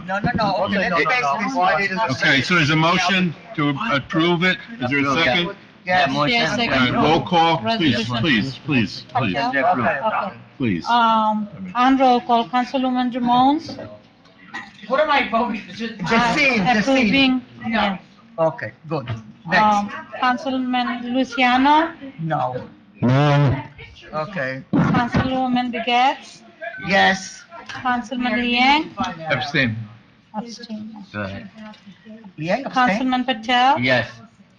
Councilman Katurbis? Yes. Yes. We have 3 ayes, 2 nays, and 1 abstain. Okay, it's motion passed, right? Temporarily, Deborah. Yeah. Okay, thank you, everybody, and good night. I want to adjourn. I need a motion to adjourn. I make a motion. I need a motion to adjourn. Motion second. All in favor? Aye. Okay, thank you, everybody. Good night. Hopefully, to see you tomorrow morning, 8:30. Motion adjourned at 9:31.